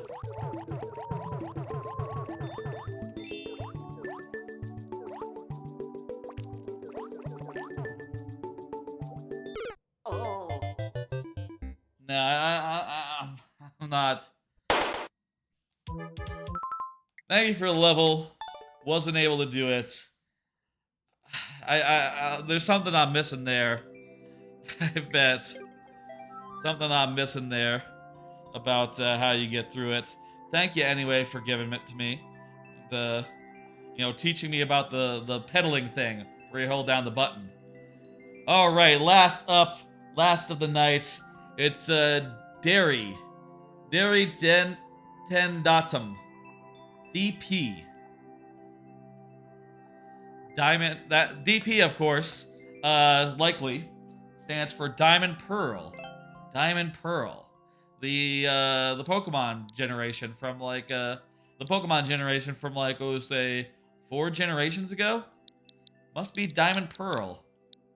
Or was that 5 generations ago? Time flies.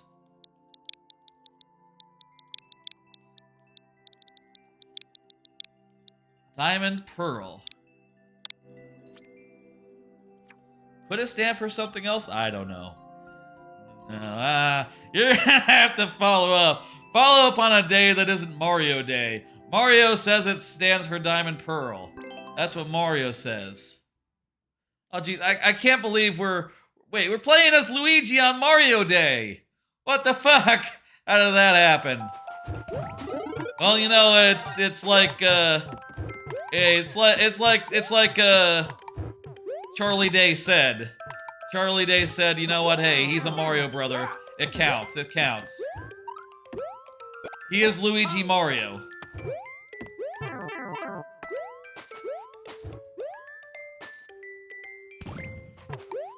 Yeah, that's right, there's a Discord, check it out.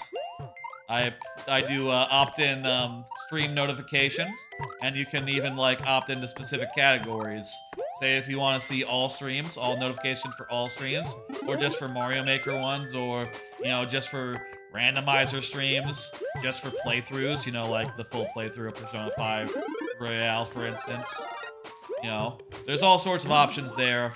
Also, you know, you can get notifications for the YouTube VODs as well when I put those up, which I do, you know, 24 hours after each stream. You know, maybe more like 48 because I like to put them up in the morning. But like, yeah, you know, 24 hours. As an affiliate, I cannot put up a Twitch stream to YouTube before 24 hours has passed, but after that, they all go up. Usually on time with like a description and a nice thumbnail. No, wait, no! Okay, okay. We gotta spin.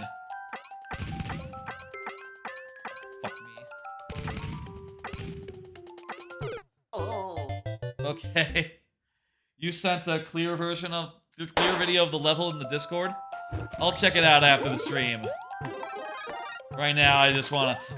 I'll check it out after the stream. You know, if this was earlier in the stream, I would maybe take a look right now, but... Man, I am tuckered. I am ready to end here, you know? I'm ready to end, to do the raid, to finish up. I like a shorter stream. I say a shorter stream. I tend to go for about 3 hours on a Mario Maker stream. I guess look, it's shorter than my usual Monday, Thursday streams. I'll tell you that.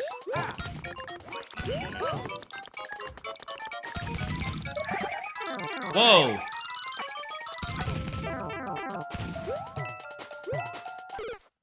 Fuck. The fire flower killed the guy there when I span jumped. That was a bit of a surprise. I guess we just have to damage boost through there. There's nothing we can do other than just take a hit if we end up there with fire flower. You know, what are you gonna do? I've never done a level with alternating on-off blocks like this. Maybe I should at some point. It's a kind of a classic level construction. Oh shit, I made a shortcut. Look at that. Isn't that interesting? Oh fuck, you cannot... Okay, you cannot chop directly down. There is a spike floor. Even, like, directly below.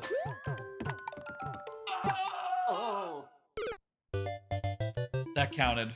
That counted. Okay, hey, we're on our last try here. We could get a checkpoint if there's a checkpoint. That would refresh our tries, but otherwise, we're, you know, this is it. Let's go ahead and finish this up. Let's beat this. The goal here is to beat it. Maybe I should do an alternating on-off for one of these levels. You know, with a interval like that. Not really like the biggest fan of that though, because if the timing that type of level is very hard to time, you know? Like if the timing is off, you know, you end up taking it a little slow. You'll what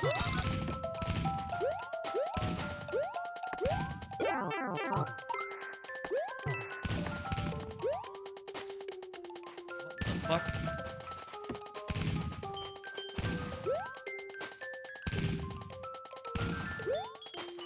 Okay.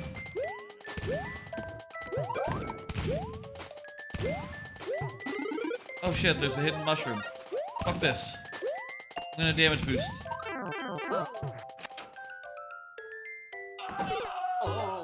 That was the last try! Thank you for the level. Couldn't beat it tonight. And maybe I'll beat it eventually. Such is the lightning round. I'm gonna hit next. And that's gonna do it for today's stream. That's gonna do it. Thank y'all for coming by, for giving me your levels, for hanging out, for watching along. I'm gonna tell you what I'm gonna do. I'm gonna raid Team Kayla, who is I believe gonna be playing Resident Evil 6 remastered with Dan Reichert. And later there's probably a sub goal over on Dan Reichert's channel for to do Rocky 4 for the first time. Kayla has never seen Rocky 4. Dan loves it. I love it. Rocky 4 is an incredible movie. I can't wait to see Team Kayla, her reaction to seeing it for the first time. I'm gonna send you over to Team Kayla. She's great. I definitely recommend Team Kayla. Well, she has an order of magnitude more followers than me, to be clear, and also Dan Reichert has an order of magnitude more followers than that, but still, I'm gonna send you over there. Recommend them both. Team Kayla. And like I said, I'll be back next time, next week, around 8 p.m. Central for more Persona 5 Royale, which, you know, like I said, I just beat.